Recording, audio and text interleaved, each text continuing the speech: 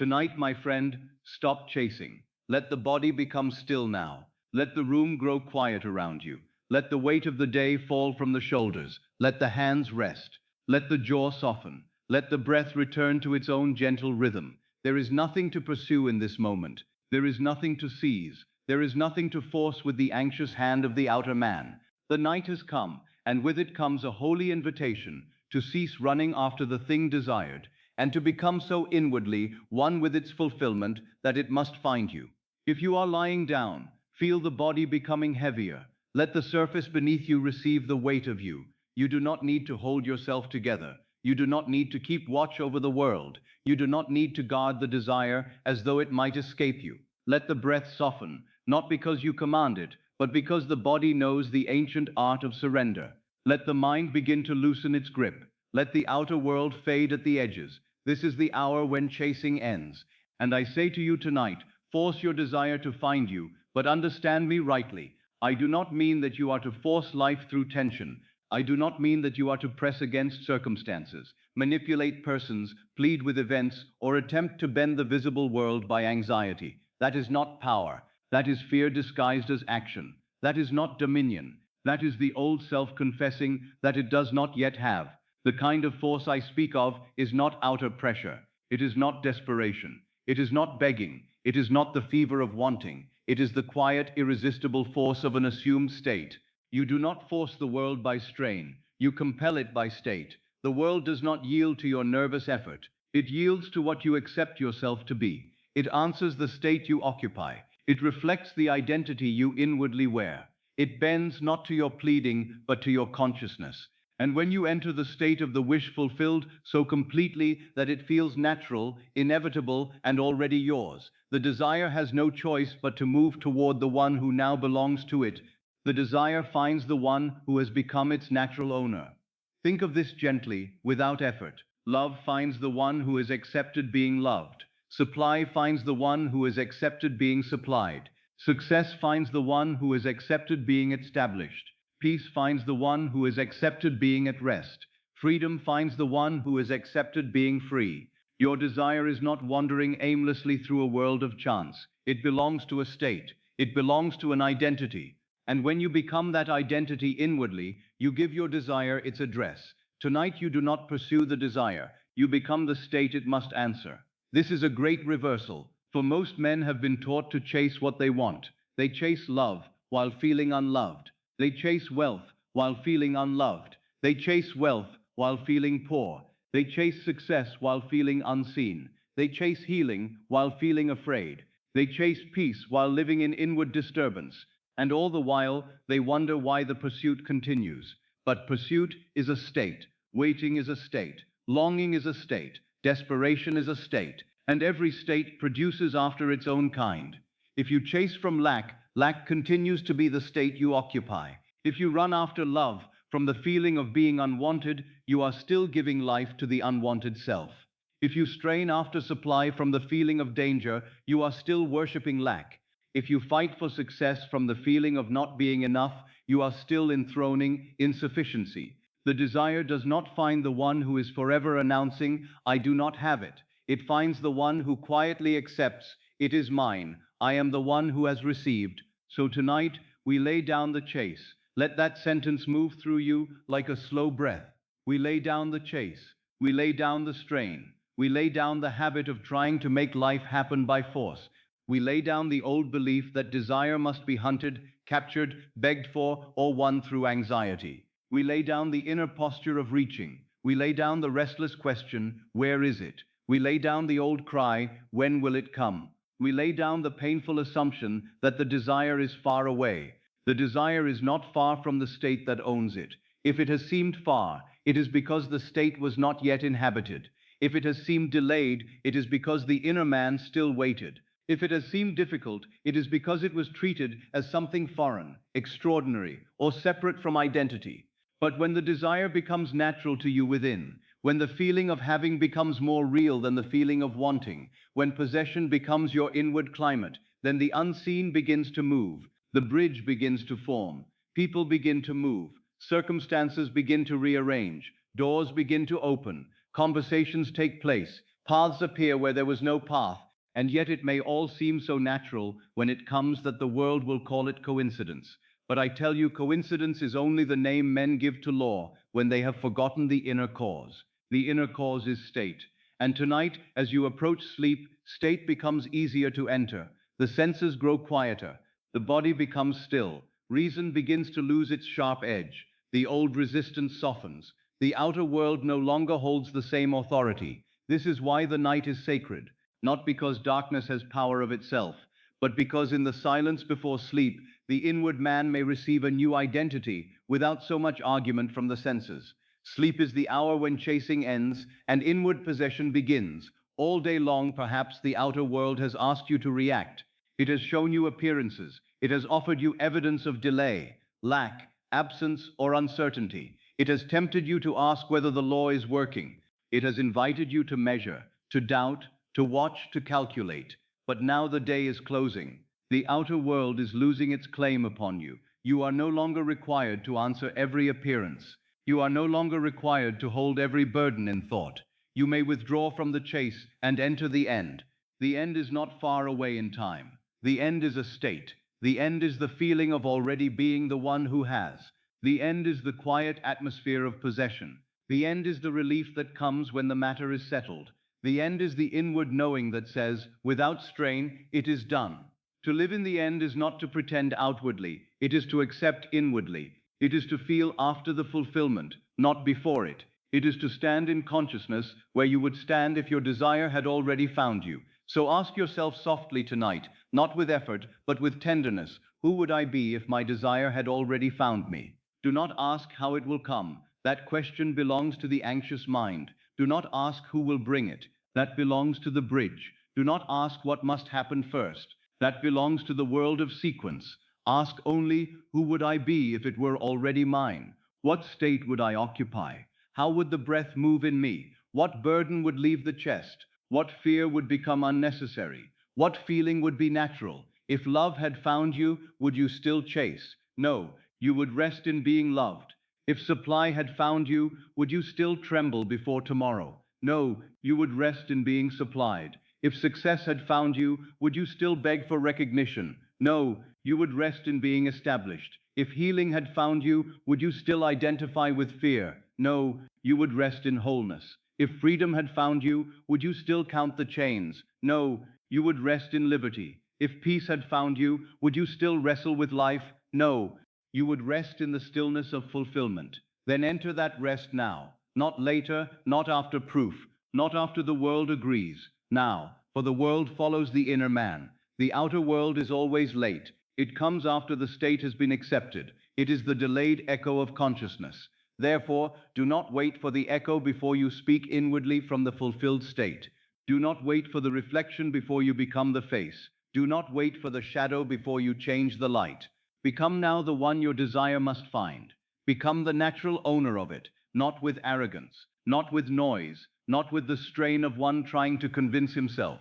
Become it quietly, as the night becomes night, as the seed rests in soil, as the body falls asleep. There is no violence in true assumption. There is no panic in possession. The fulfilled state is often calm, ordinary, and deeply still. This is why you must not confuse force with tension. Tension is the confession of separation. True force is inner acceptance. Tension says, I must make it happen. Assumption says, it is done within me. Tension says, I must chase it. Assumption says, it knows where to find me. Tension says, I am afraid it will not come. Assumption says, I am the one it belongs to. Tension exhausts. Assumption commands. And so tonight, command without strain. Command by being, command by resting in the end. Command by accepting the state so completely that the desire is no longer a distant object, but a natural fact of your inner world. You do not need to lift a hand in anxiety. You do not need to persuade anyone in imagination. You do not need to rehearse 1,000 paths. You do not need to make the night complicated. The law is simple. Consciousness is the only reality, and what consciousness accepts as true must clothe itself in form. Your task is not to chase form. Your task is to accept the state from which form is born. Let the body become heavier now. Let the breath become softer. Let the old chase grow faint. Let the old reaching dissolve. Let the old self, the one who waited and wondered and measured, begin to loosen. You are not that one tonight. Tonight, you are the one who has. You are the one who is found by love. You are the one who is found by supply. You are the one who is found by success. You are the one who is found by peace. You are the one who is found by freedom. You are the one who is found by the very desire you once chased. Feel how different it is, not to pursue. Feel the dignity of it. Feel the stillness. The one who has does not run after what is already his. The one who is chosen does not beg to be selected. The one who is supplied does not live at the mercy of fear. The one who is fulfilled does not search the horizon for proof. He rests in the inward fact, and the world comes to bear witness. Let this become your feeling tonight. I do not need to chase. I need to become the one my desire belongs to. Let it sink deeper.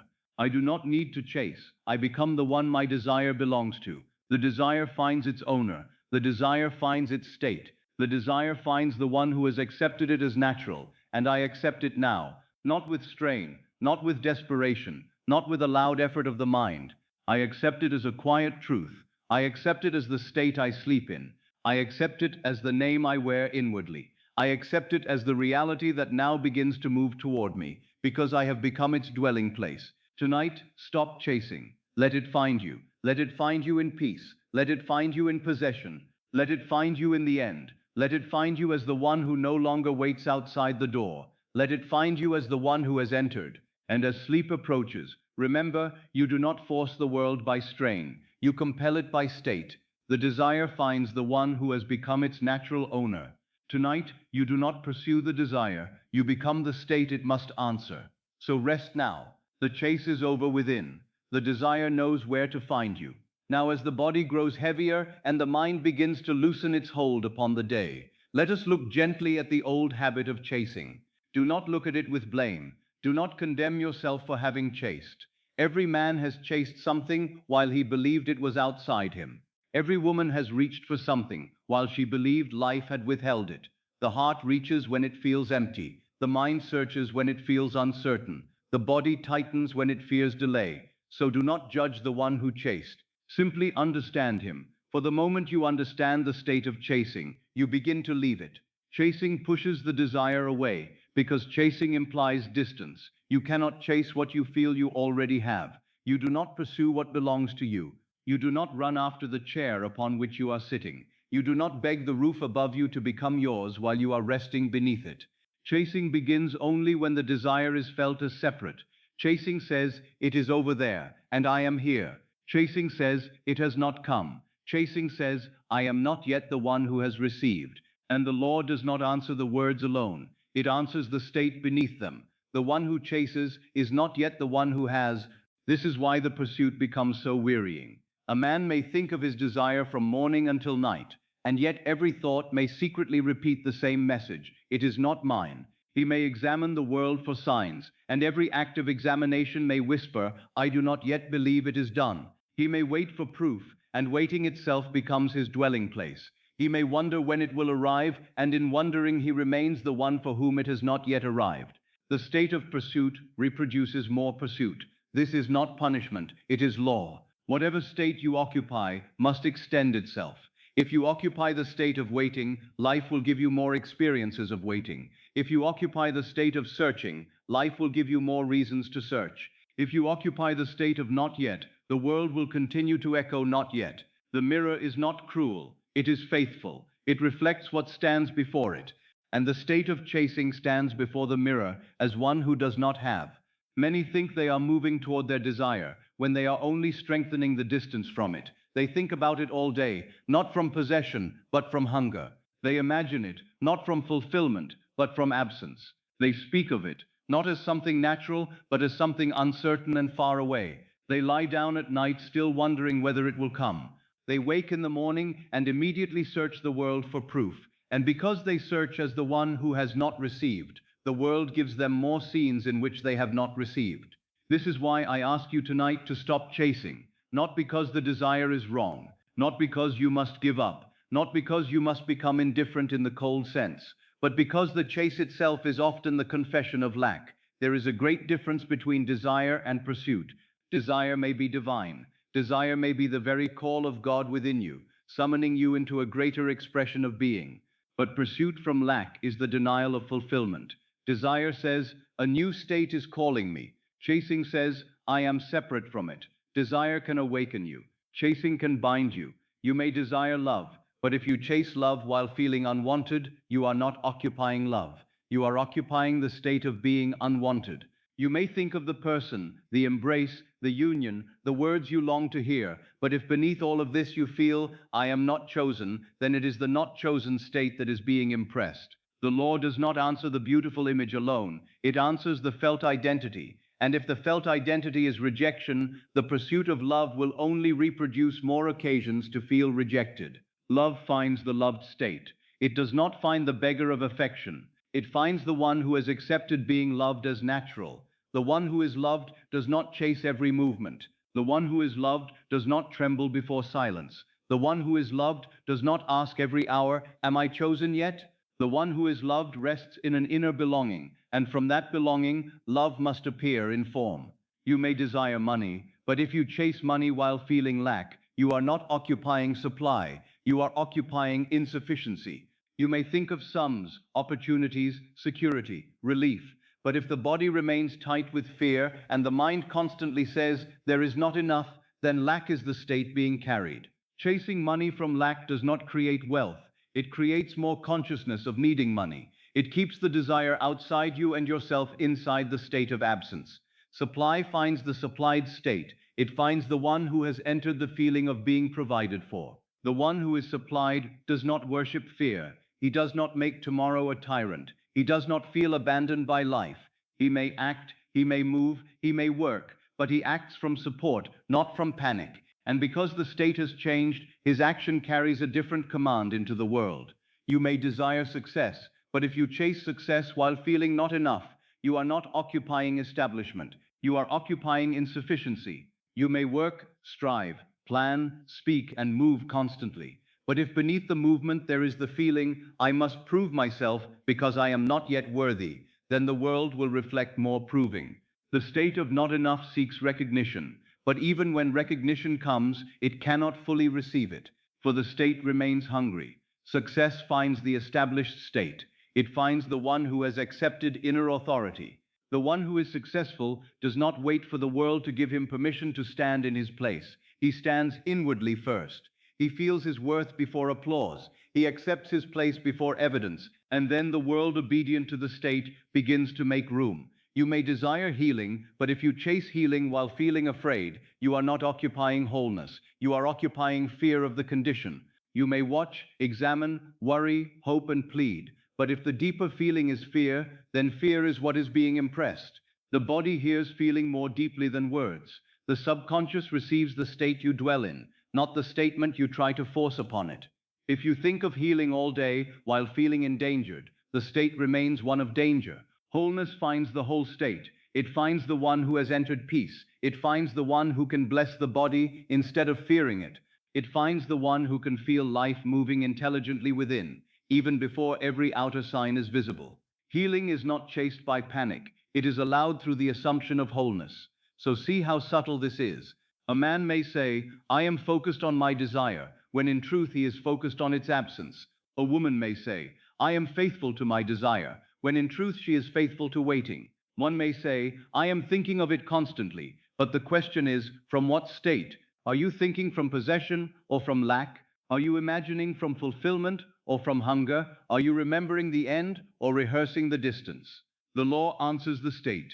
If you think of the desire all day as something missing, you are not calling it in. You are rehearsing its absence. If you check for signs with anxiety, you are not trusting the end. You are confirming that the end has not yet been accepted. If you wait for proof before you feel fulfilled, you remain subject to the world of appearances. If you wonder when it will arrive, you are standing outside the door of arrival. If you try desperately to make something happen, you confess that nothing has happened within.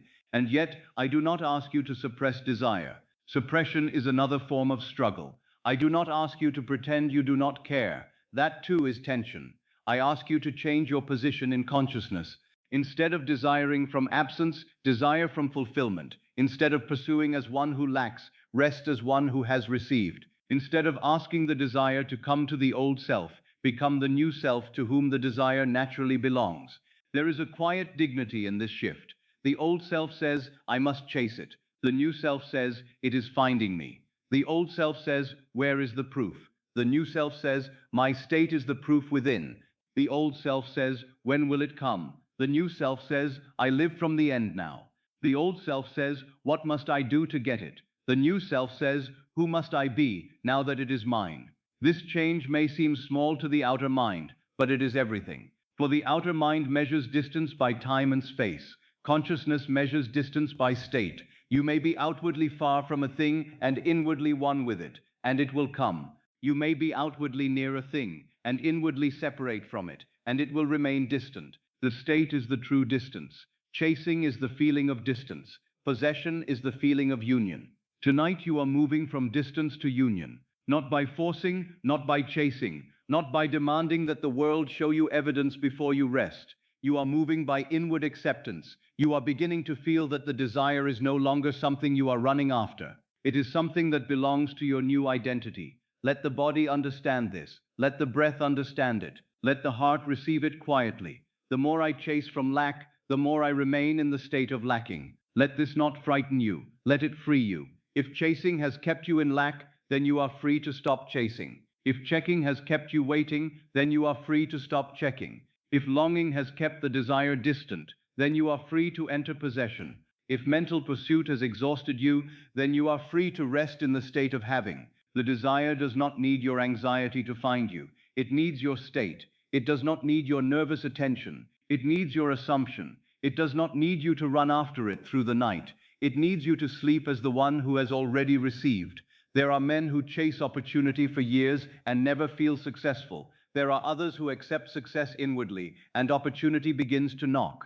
There are women who chase affection and feel increasingly unwanted. There are others who assume love as natural, and love begins to appear without desperate pursuit. There are souls who chase peace by trying to solve every condition first. There are others who enter peace within, and conditions begin to soften around them. The difference is state, always state. The one who chases is announcing inwardly, it is not here. The one who rests in the end announces inwardly, it is mine. And life answers the announcement that is felt as true. So tonight, if you notice the old urge to chase, do not resist it violently. Simply recognize it. Say inwardly, this is the old state of not having. I no longer need to live there. Then return to the feeling of possession. Return to being loved. Return to being supplied. Return to being established. Return to being whole. Return to being free. Return to being at peace. You are not denying desire. You are giving it the only condition under which it can truly find you. You are becoming its owner. And the owner does not chase his own possession. The owner receives. The owner expects. The owner rests. The owner sleeps in the quiet, knowing that what belongs to him knows where to come. Let the old pattern dissolve now. The thinking all day from lack, the checking for signs, the waiting for proof, the wondering when it will arrive, the feeling of separation, the effort to make something happen from the old self. Let it all soften. Let it lose its authority. Let the body release the chase from its muscles. Let the breath release the chase from its rhythm. Let the heart release the chase from its longing. You do not need to run tonight. You do not need to reach tonight. You do not need to pursue tonight. You need only become. Become the one who is loved, and love must find you. Become the one who is supplied, and supply must find you. Become the one who is successful, and success must find you. Become the one who is whole, and healing must find you. Become the one who is free, and freedom must find you. Become the one who is at peace, and peace must find you. This is the end of chasing. This is the beginning of possession. And as you drift closer to sleep, let this recognition settle deeply. The desire is not pushed away by your love for it. It is kept distant only by the state of not having. So I do not chase from lack anymore. I do not search as one who is empty. I do not wait as one who is forgotten. I do not check as one who doubts. I become the one who has. And because I become the one who has, my desire begins to find me. The desire does not answer your effort. It answers your state. Let this be received quietly. Do not let the mind turn it into another burden. I am not telling you to cease all movement in life. I am not telling you to refuse action. I am telling you to understand the source from which action receives its power. Action is not creative by itself. Action is the outer movement of an inner state. It has meaning only because of the consciousness from which it arises. Two men may perform the same act and receive different worlds. Two women may speak the same words and produce different responses. Two people may walk through the same door, write the same letter, make the same request, take the same journey, and yet one will be met with ease while the other is met with resistance. The difference is not always in the act. It is in the state from which the act was born. One acts from possession, the other acts from lack. One acts as the one who is chosen, the other acts as one who fears rejection. One acts as the one supplied, the other acts as one who is trying to escape insufficiency. And the law, exact and impartial, answers the state. The law does not answer what you chase, it answers what you are. If you remember only one thing tonight, let it be this. The law does not answer what you chase, it answers what you are. It does not ask, how long have you struggled? It does not ask, how much have you begged? It does not ask, how many anxious thoughts have you given to this desire? It asks only, what state are you occupying? What identity have you accepted? What feels natural to you? What do you inwardly consent to be true? This is why effort alone often fails. Effort may impress the senses. Effort may appear noble to men. Effort may make the outer self feel busy, useful, and deserving. But if effort rises from fear, then fear is what it carries. If effort rises from lack, then lack is what it strengthens. If effort rises from panic, panic is the seed hidden beneath the action. And no matter how admirable the action appears, the seed determines the harvest. A man may labor from the state of I am always struggling, and his labor will reproduce struggle. Another may work from the state of I am guided, supplied, and rightly placed, and his work will bear a different fruit. The hand may appear to perform the same movement, but consciousness has given the movement a different command. The desire does not answer panic. Panic says, it is not here. It may never come. I am unsafe without it. Panic fills the body with the feeling of danger. It makes the desire appear like a distant rescue, instead of a natural possession. When a man pursues his desire in panic, he does not occupy fulfillment. He occupies emergency. And emergency calls forth more emergency. The law does not condemn him. It simply reflects the state he has accepted as true. The desire does not answer pleading. Pleading says, I am beneath it. I am outside it. I must convince life to give me what I do not feel belongs to me. Pleading may appear humble, but often it is separation, wearing the mask of prayer. True prayer, as I have learnt it, is not begging God to change the world. True prayer is the assumption that the state desired is already true. Pleading reaches upward from lack. Assumption rests inwardly, in possession. The desire does not answer overthinking. Overthinking says, I must solve what the state already contains. I must design the bridge. I must find the road. I must understand every possible movement before I may rest. But the conscious mind sees only fragments. It sees yesterday and extends it. It sees present. A man may pressure the world to choose him while feeling unchosen. He may pressure money to arrive while feeling poor. He may pressure success to appear while feeling unworthy. He may pressure health to come while feeling endangered. Yet the pressure itself reveals the state beneath it. I do not have. And so the world answers the state, not the pressure. But the desire does answer assumption. Assumption is the quiet acceptance of an inner fact before the outer evidence appears. It is not pretending. It is not theatrical belief. It is not merely repeating words. It is the inward movement by which you occupy the end. Assumption says, this is true in consciousness now. Assumption does not beg. It does not bargain. It does not tremble before appearances. It knows that the outer world is effect and that consciousness is cause. When assumption is accepted, the desire has heard the call. The desire answers identity. What you feel yourself to be summons the world that belongs to that self. If you feel yourself to be unwanted, you move through a world that echoes unwantedness. If you feel yourself to be chosen, the world begins to arrange witnesses of being chosen. If you feel yourself to be lacking, you interpret every movement through insufficiency. If you feel yourself to be supplied, even small openings become channels. Identity is the invisible address to which life delivers experience. The desire answers naturalness. What feels natural to you comes without great inner argument. What feels foreign seems distant. If love feels miraculous, you keep it outside yourself as something unusual. If wealth feels impossible, you keep it beyond the border of identity. If success feels surprising, you confess that it is not yet natural. But when the desired state becomes inwardly normal, when you can rest in it without strain, when it feels like home rather than fantasy, then the world must begin to normalize it around you. The desire answers the feeling of possession. Possession is not excitement alone. It is not the fever of wanting. It is the calm inward knowledge that the matter is settled. It may feel like relief. It may feel like peace. It may feel like quiet gratitude. It may feel like the end of searching. It may feel like a soft confidence that no longer asks when. This feeling of possession is the language of the deep mind. It says, I have received. And the subconscious, receiving that state, must express it. So let us look carefully, gently at action. Action from lack and action from possession do not carry the same spirit.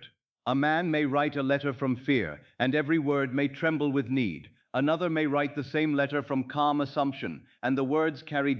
A woman may walk into a room as one hoping to be accepted, and the room seems to test her. Another may walk into the same room as one who has accepted her worth, and the room receives her differently. The outer act may resemble itself, but the inner state has changed everything. This is why I do not teach you to worship action. I teach you to worship the source. Action has its place, but action must be the servant of state, not the substitute for it. When action is used to compensate for a state of lack, it becomes tiring. When action flows from fulfillment, it becomes natural. The same act that exhausts one person may feel effortless to another because it arises from a different inward position. If you act to become loved, the action may carry hunger. If you act from being loved, the action carries ease. If you act to become supplied, the action may carry fear. If you act to become successful, the action may carry desperation. If you act from being successful, the action carries authority. If you act to become healed, the action may carry anxiety. If you act from wholeness, the action carries peace. The law answers the state beneath the act. This should bring you relief, for it means that you do not have to exhaust yourself trying to make the outer world obey. You must return to the state. You must become inwardly the one who would naturally receive the desire. You must let the fulfilled identity become the place from which thought, feeling, speech, and action arise. My state is what summons the desire. Let this become quiet within you. My state is what summons the desire, not my panic, not my pleading, not my overthinking, not my fear, not my outer pressure. My state, my assumption, my identity, my naturalness, my feeling of possession. It is an invitation to order. Inside first, outside second. State first, action second. Being first, doing second. The world has taught the reverse. It says do enough and you may become. But the law says become and your doing will be guided. The world says strain first, then receive. The law says assume first and the bridge will form. The world says earn your state from appearances. The law says occupy the state and appearances. If you have been trying to make the desire find you through effort, forgive yourself. You did not know the order. You thought movement alone could summon it. You thought desire would reward exhaustion. You thought the world would answer the intensity of your chase. But now you know something deeper. The desire is not summoned by the noise of pursuit. It is summoned by the silence of possession. A man sitting quietly in the state of fulfillment may be more creative than one running all day in fear. A woman resting in the feeling of being chosen may be more powerful than one laboring to be chosen. A soul asleep in the assumption of peace may be doing greater work than the waking mind could accomplish through struggle. For the deep mind receives state, and state becomes fact. This is why tonight is so important, and yet so gentle. Before sleep, you are not asked to go out and force the world. You are asked to enter the state. You are asked to cease giving your greatest loyalty to panic, pleading, overthinking, fear, and pressure. You are asked to give your loyalty to the fulfilled identity. Let the body rest as though the desire has already heard you. Let the breath soften as though the bridge is already forming. Let the mind become quiet as though the answer does not require your anxious supervision. Let the heart accept that the desire answers what you are. What are you now? Not what are you trying to get? Not what are you afraid of losing? Not what are you begging to happen? What are you now, in consciousness? Are you the one still waiting, or are you the one who has received? Are you the one still chasing, or are you the one your desire must find? Are you the one who feels separate, or are you the one who has become the natural owner? Tonight, choose the state. Choose being loved. Choose being supplied. Choose being established. Choose being whole. Choose being free. Choose being at peace. Choose being the one who has. Do not choose these as empty words. Choose them as a dwelling. Let the feeling of them surround you. Let them become soft, natural, and believable in the quietness of the night. If the feeling is faint, let it be faint. If it is only a little relief, let the little relief be enough. A small accepted state is greater than 1,000 anxious efforts. The law does not answer what you chase, it answers what you are. So become. Become in the silence. Become in the breath. Become in the body's surrender. Become in the last feeling before sleep. Become the one who no longer pleads. Become the one who no longer panics. Become the one who no longer overthinks the road. Become the one who no longer pressures the world. Become the one who has accepted possession. And as you become, the desire begins to know you. It begins to find your state. It begins to move through unseen ways toward the one who now matches it. You need not see the movement to trust the law. The seed works in darkness. The bridge forms in silence. The world begins to answer before the senses can report it. Rest now in the true cause. Your state summons the desire. Your state calls it by name. Your state gives it an address. And tonight, as you fall asleep, let that address be possession. The one who has it does not run after it. Let that truth settle quietly into the body. Let it move beneath the surface of the mind. Let it loosen the old urgency. Let it soften the old habit of pursuit. The one who has it does not run after it. The one who owns does not beg to borrow. The one who is loved does not plead for love. The one who is supplied does not tremble before tomorrow. The one who is established does not ask the world for permission to stand. The one who is free does not spend the night counting chains. This is the shift you are making now. You are moving from seeker to owner. The seeker is always looking. The seeker is always asking. The seeker wakes and asks, is it here? The seeker lies down and asks, will it come? The seeker listens for signs, watches for proof, measures every movement, and reads every silence as a verdict. The seeker is not at rest, because the seeker still feels outside the fulfilled state. He may desire with intensity, he may imagine with effort, he may speak words of faith, but beneath it all he is still seeking. And seeking is not possession. Seeking is the state of one who has not found. Searching is the state of one who does not yet feel home. Checking is the state of one who doubts. Waiting is the state of one who places fulfillment ahead of him. Measuring is the state of one who has not yet accepted the end. The seeker may be sincere, but sincerity alone does not change state. The seeker must become the owner. The owner rests. The owner assumes. The owner expects. The owner receives. The owner moves naturally. The owner does not strain to prove ownership. Ownership is inwardly accepted. The owner does not stand outside his own house each night asking whether it might one day become his. He enters, he sits, he rests, he sleeps there. He may not shout about ownership. He simply lives from the fact that it is his, and because he lives from that fact, his movements are different. The desired reality belongs to the identity that already possesses it. It does not belong to the one who is forever outside it, pleading for admission. It does not belong to the one who worships it as impossible. It does not belong to the one who feels unworthy of it. It belongs to the state that matches it. Every desire has a natural owner in consciousness. Love belongs to the loved one. Supply belongs to the supplied one. Success belongs to the established one. Health belongs to the whole one. Freedom belongs to the free one. Peace belongs to the peaceful one. Therefore, do not ask tonight, how do I get it? Ask, who am I if it is already mine? That question changes the whole atmosphere. The question, how do I get it, often comes from distance. It makes you a traveler looking toward a far country. It makes you a seeker of roads. It awakens the anxious mind. But the question, who am I, if it is already mine, places you at the end. It calls forth identity. It asks you to occupy the state that already contains the thing. The seeker says, what must I do? The owner says, who am I? The seeker says, where is it? The owner says, it belongs to my state. The seeker says, what if it does not happen? The owner says, I am the one who has received. The seeker says, show.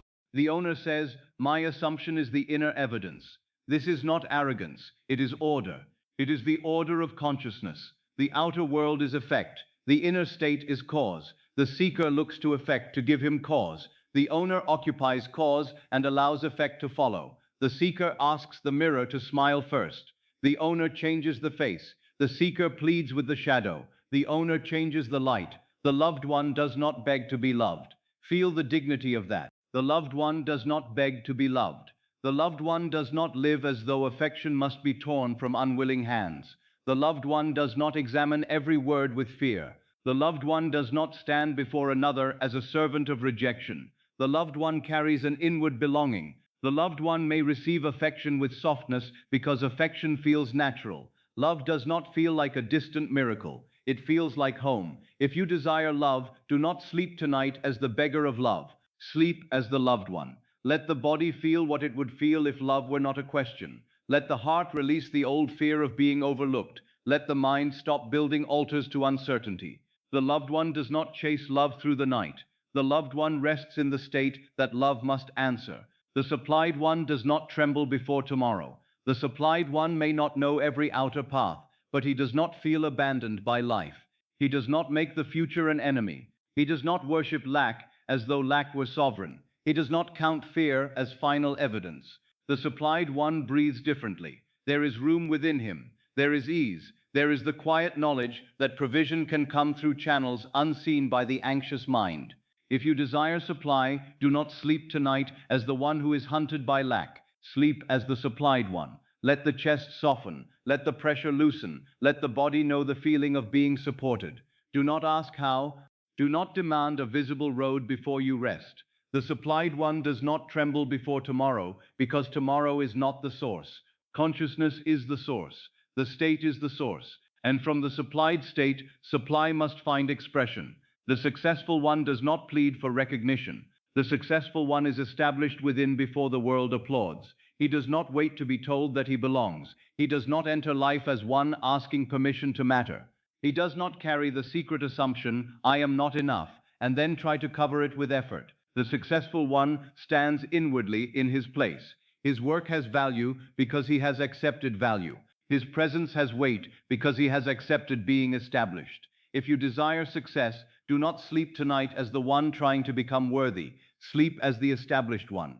Feel the quiet authority of it. Not noise, not pride, not the need to impress. A simple inward fact, I am recognized in the right way. My place is prepared. What belongs to this state is already moving toward me. The successful one does not plead for recognition because he has ceased to deny himself the state from which recognition comes. The healed one does not live as the anxious watcher. The healed one does not make the body an object of constant fear. He does not dwell only in inspection. He does not ask every sensation to decide his identity. The healed one enters wholeness first. He gives the body a new command through peace. He lets the body be included in the assumption of life, harmony, and order. He no longer worships fear as though fear were wisdom. If you desire healing, do not sleep tonight as the anxious watcher. Sleep as the whole one. Let the body rest without being interrogated. Let the breath become gentle. Let peace be offered to every part of you. The healed one does not chase health as though it were far away. The healed one accepts wholeness as identity, and the body, being servant of the deeper state, begins to hear another word. The free one does not count chains. The free one does not spend the night naming every limitation. He does not measure the walls. He does not speak endlessly of bondage. He does not ask the old prison whether departure is allowed. The free one begins with inner space. He feels himself not bound to yesterday's definition. He sees limitation as a state once occupied, not as eternal truth. He may still see appearances, but he no longer takes his name from them. If you desire freedom, do not sleep tonight counting chains. Sleep as the free one. Feel the space within. Feel that you are no longer required to repeat the old story. Feel that the self who was bound has been a state, and states can be left. The free one does not count chains, because he has changed his allegiance. He belongs now to freedom, and freedom must build its outer road. This is the movement from seeker to owner. The seeker looks outward first. The owner returns inward first. The seeker asks the world to confirm. The owner assumes and lets the world conform. The seeker waits for evidence before resting. The owner rests, and evidence follows. The seeker pursues the desire as distant. The owner becomes the state to which the desire belongs. And tonight, because the body is quiet and the mind is softening, this change can happen gently. You do not need to announce it to anyone. You do not need to perform it dramatically. You simply cease to identify with the seeker. You cease to wear the old name of one who is still waiting. You cease to live inwardly as though your desire were far away. You are not the seeker, you are the one who has. Say this inwardly, softly, without strain. I am not the seeker, I am the one who has. Let the sentence be less like an affirmation and more like a change of residence. You are moving from the house of pursuit into the house of possession. The rooms are quieter here. The breath is slower here. The heart is not so desperate here. You do not need to lean forward. You do not need to ask every moment whether the desire is coming. You are learning to live from the assumption that it belongs to you now. I am not the seeker. I am the one who has. The seeker says, I hope. The owner says, I know. The seeker says, I want. The owner says, I have received. The seeker says, maybe. The owner says, it is done within me. The seeker says, if only. The owner says, this is my state now. Do not force these words. Let them settle. The owner does not need to shout. Possession is often quiet. True possession feels almost ordinary. It does not always come with great excitement. It may come as relief. It may come as peace. It may come as the simple absence of reaching. It may come as the body finally loosening because it no longer believes it must run after life. This is the feeling you are entering tonight. You are no longer pursuing love. You are loved. You are no longer pursuing supply. You are supplied. You are no longer pursuing success. You are established. You are no longer pursuing healing. You are whole. You are no longer pursuing freedom. You are free. You are no longer pursuing peace. You are peace-filled. At first, the old mind may object. It may say, but the outer world has not yet shown it. Let it speak, and let it pass. The outer world is always late. It is not the judge of the state. It is the reflection of the state. If you wait for the reflection to change before becoming the owner, you remain the seeker. You become the owner first, and the reflection changes afterward. The owner is not blind. The owner simply knows the order. Inside first, outside second. State first, evidence second, identity first, experience second. The seeker reverses the order and suffers. He says, when I see it, then I will be. But the owner understands. When I am it, then I will see. This is the great secret hidden in ordinary life. Men think they become wealthy when money comes, but inwardly they must accept supply before supply can be recognized and multiplied. Men think they become loved when another chooses them, but inwardly they must accept being loved before love can be received without fear. Men think they become successful when the world crowns them, but inwardly they must accept their crown before the world has reason to place it. You are crowned in consciousness first. The world follows. So tonight, do not wait to be crowned by circumstance. Do not ask the desire to make you into the one who has become the one who has, and the desire will find its rightful owner. The desired reality belongs to the identity that already possesses it. Let that truth become very simple now. If you desire a reality of love, wear the identity of love. If you desire a reality of wealth, wear the identity of supply. If you desire a reality of success, wear the identity of establishment. If you desire a reality of health, wear the identity of wholeness. If you desire a reality of freedom, wear the identity of liberty. If you desire a reality of peace, wear the identity of calm fulfillment. Wear it now, as you would wear a garment before sleep. Not stiffly, not anxiously, softly, naturally. Let the old garment of seeking fall away. Let the garment of ownership rest upon you. It fits more easily than fear. It is lighter than chasing. It is warmer than longing. It is your true clothing in the desired state. I am not the seeker. I am the one who has. Again, so let it move through love. I am not seeking love. I am loved. Let it move through supply. I am not seeking supply. I am supplied. Let it move through success. I am not seeking success. I am established. Let it move through health. I am not seeking healing. I am whole. Let it move through freedom. I am not seeking freedom. I am free. Let it move through peace. I am not seeking peace. I am at peace. This is not pretending. This is assumption. Assumption is inward occupancy. Pretending tries to convince. Assumption simply dwells. Pretending watches itself. Assumption forgets the old question. Pretending still asks, is it working? Assumption rests in the end. And tonight you rest in the end. The seeker may have brought you here, but the seeker does not need to continue. The longing may have awakened desire, but longing is not the dwelling place. The hunger may have pointed toward the feast, but you do not eat by remaining hungry. You enter the feast. You accept the seat. You become the one who belongs at the table. This is your inner work now. Not to chase, not to check, not to wait, not to measure, not to look for evidence from the old name. Your work is to rest, assume, expect, receive, and move naturally from the state of having. Rest as the one who has. Assume as the one who has. Expect as the one who has. Receive as the one who has. Move as the one who has. And if sleep comes while you are in that feeling, let it come. Let sleep carry the owner into the deep. Let the subconscious receive the identity of possession. Let the night take the new name and plant it beneath thought. You need not stay awake to guard it. The owner does not guard anxiously. The owner rests. The desire knows the difference between the seeker and the owner, because the law knows state. It knows when you are chasing. It knows when you are waiting. It knows when you are doubting. It knows when you are measuring. And it knows when you have entered possession. So enter possession now. No running, no begging, no trembling, no pleading, no counting chains, no asking the world for permission. Simply become the one who has it, does not run after it. The one who has it rests in it. And as you rest in it, the desire begins to move toward the identity it belongs to. I am not. Now let us understand what force truly means.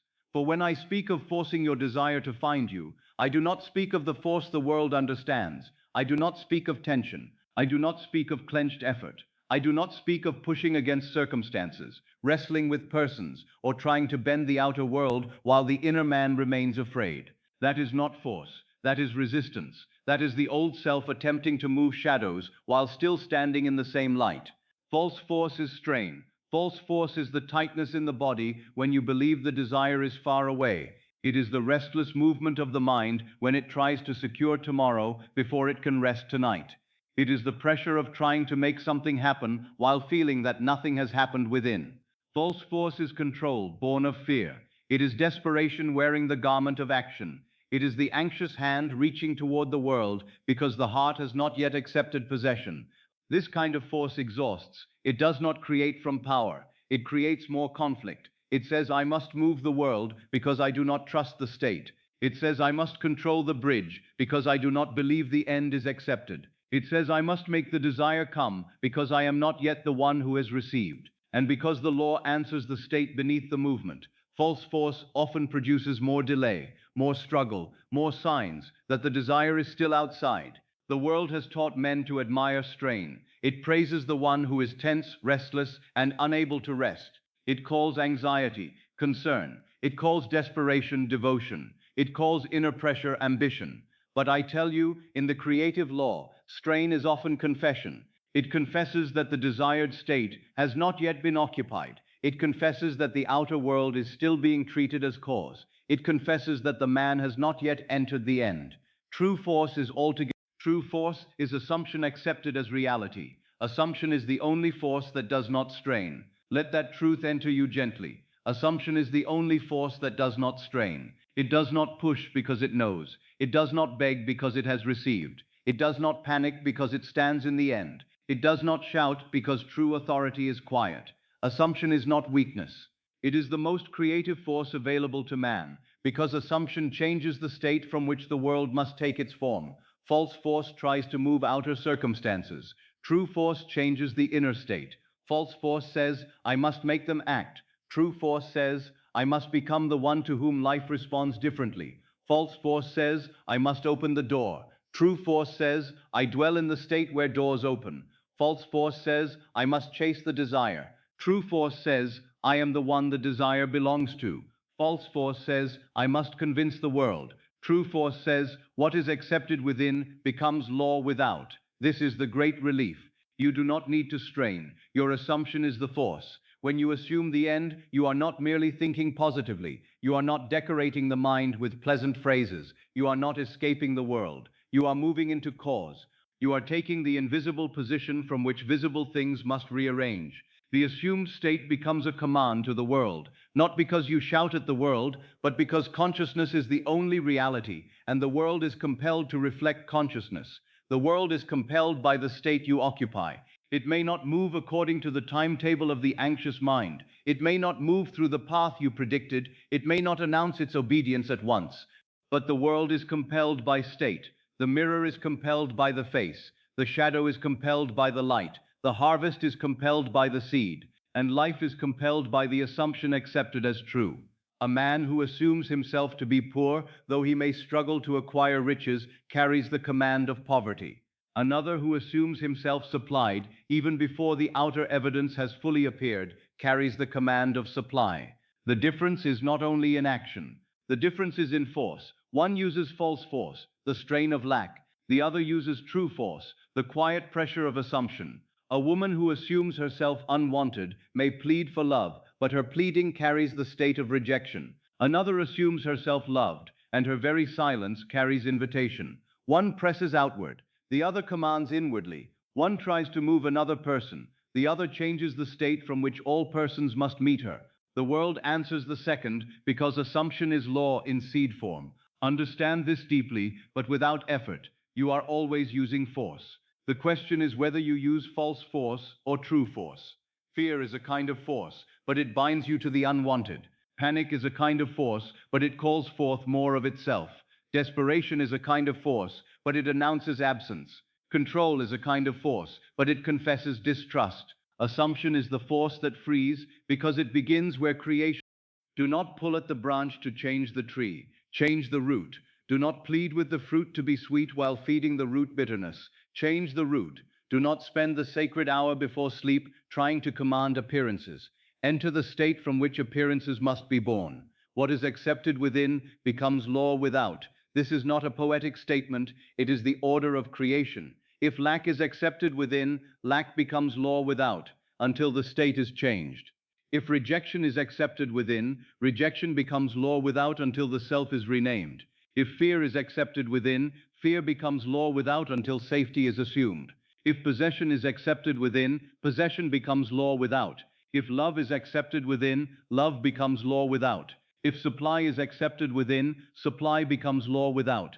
If success is accepted within, success becomes law without. The outer law follows the inner acceptance. So tonight, do not use the false force of tension. It is too heavy for sleep. It is too noisy for the deep mind. It keeps the senses alive and the heart unsettled. It makes the desire seem difficult. It turns the night into a battleground when it should become a garden. Lay it down. Lay down control. Lay down desperation. Lay down the exhausting attempt to move the world by anxiety. You cannot fall asleep by force. You know this from experience. When a man commands himself to sleep with tension, sleep moves away. When he relaxes, sleep comes naturally. Sleep answers surrender.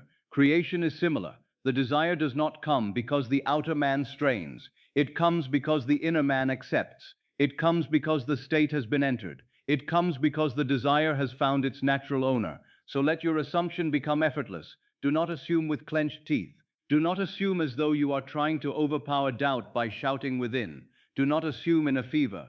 Assumption is quiet occupancy. It is dwelling. It is choosing a state and resting there until it feels natural. It is saying inwardly, not merely with words, but with being, "This is true for me now." True force feels like calm possession. It feels like relief. It feels like the end of begging. It feels like the body no longer needing to lean forward. It feels like the breath becoming easy because the matter is inwardly settled. It feels like naturalness. It feels like living in the end. Living in the end is not an effort of imagination. It is not a constant performance. It is the inward acceptance that the fulfilled state is where you now dwell. If you are living in the end of love, you are not trying to become loved. You are being loved in consciousness. If you are living in the end of supply, you are not trying to escape lack. You are supplied in consciousness. If you are living in the end of success, you are not begging to be recognized. You are established in consciousness. If you are living in the end of healing, you are not worshiping fear. You are whole in consciousness. If you are living in the end of freedom, you are not counting chains. You are free in consciousness. This is force without strain. This is command without noise. This is power without violence. The world does not need to hear you. It feels your state. The world does not need to be threatened. It reflects your assumption. Persons do not need to be manipulated. They meet the state you occupy. Circumstances do not need to be wrestled into obedience. They reorganize around the consciousness that is accepted as true. This is why your work tonight is inward. The outer man may rest. The inner man may assume. The body may become heavy. The state may become clear. The mind may grow quiet. The fulfilled identity may become natural. The hands may do nothing. Consciousness may command everything. Do not confuse stillness with weakness. A seed is still, but it contains a tree. The stars appear still, but they move in perfect order. The deep waters are quiet, but they carry immense power. The man who assumes the end and rests in it may appear to be doing nothing, yet he is acting at the level of cause. The assumed state becomes a command to the world. It says, "This is who I am now." It says, "This is what belongs to me now." It says, "This is the reality I occupy now." It says, "The desire knows where to find me now." And the world, which is only the outpicturing of state, begins to move. Perhaps not with thunder, perhaps not with spectacle. More often the movement begins quietly. A thought comes, a door opens, a person speaks, an event shifts, something delayed begins to loosen, something forgotten returns, something ordinary becomes the bridge. But the origin was not the outer movement. The origin was the assumed state accepted as reality. This is why I say, do not strain. Strain belongs to the old self. Assumption belongs to the new. Strain says, I must become. Assumption says, I am. Strain says, the desire is far. Assumption says, it is mine within. Strain says, I must force life. Assumption says, life follows my state. Strain says, I cannot rest until it comes. Assumption says, I rest because it is accepted. Let that be your relief tonight. I do not need to strain. My assumption is the force. Say it gently within yourself. I do not need to strain. My assumption is the force. Let the body receive the permission in those words. The shoulders may loosen, the jaw may soften, the hands may open, the breath may deepen without command. This is not merely relaxation of the body. It is release of the false creator. The anxious self is stepping down from a throne it never truly occupied. The true creative power is within consciousness, in the state accepted as real. Now consider your desire. Do not chase it. Do not press upon it. Do not try to drag it toward you. Instead, assume the state of the one who already has it. If it is love, assume being loved. If it is supply, assume being supplied. If it is success, assume being established. If it is healing, assume being whole. If it is freedom, assume being free. If it is peace, assume being at rest.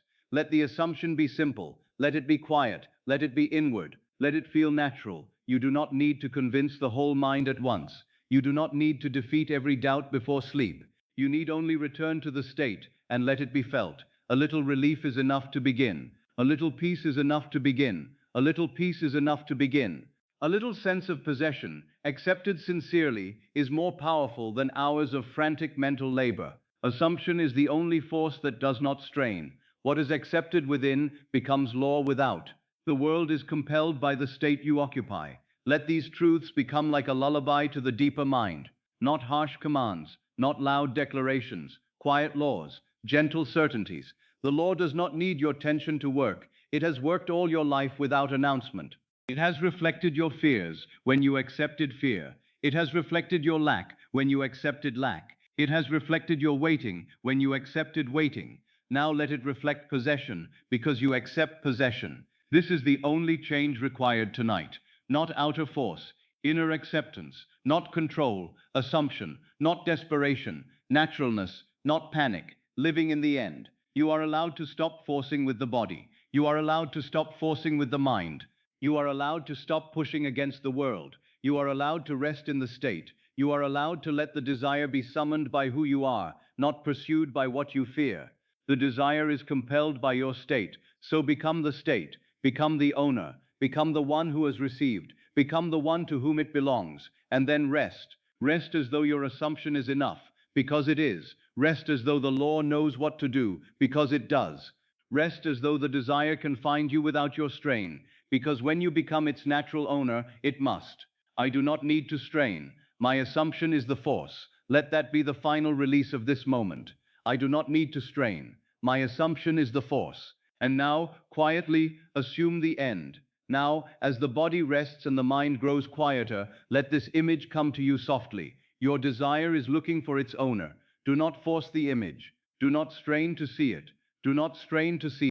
Let it be a gentle recognition, a truth that enters the heart slowly. Every desire belongs to a state. It does not belong to anxiety. It does not belong to begging. It does not belong to the old self who waits, fears, measures, and doubts. It belongs to the one who has become inwardly equal to it. It belongs to the identity that can receive it naturally. Your desire is not lost. It is not wandering in a world of chance. It is not refusing you. It is looking for the state to which it belongs.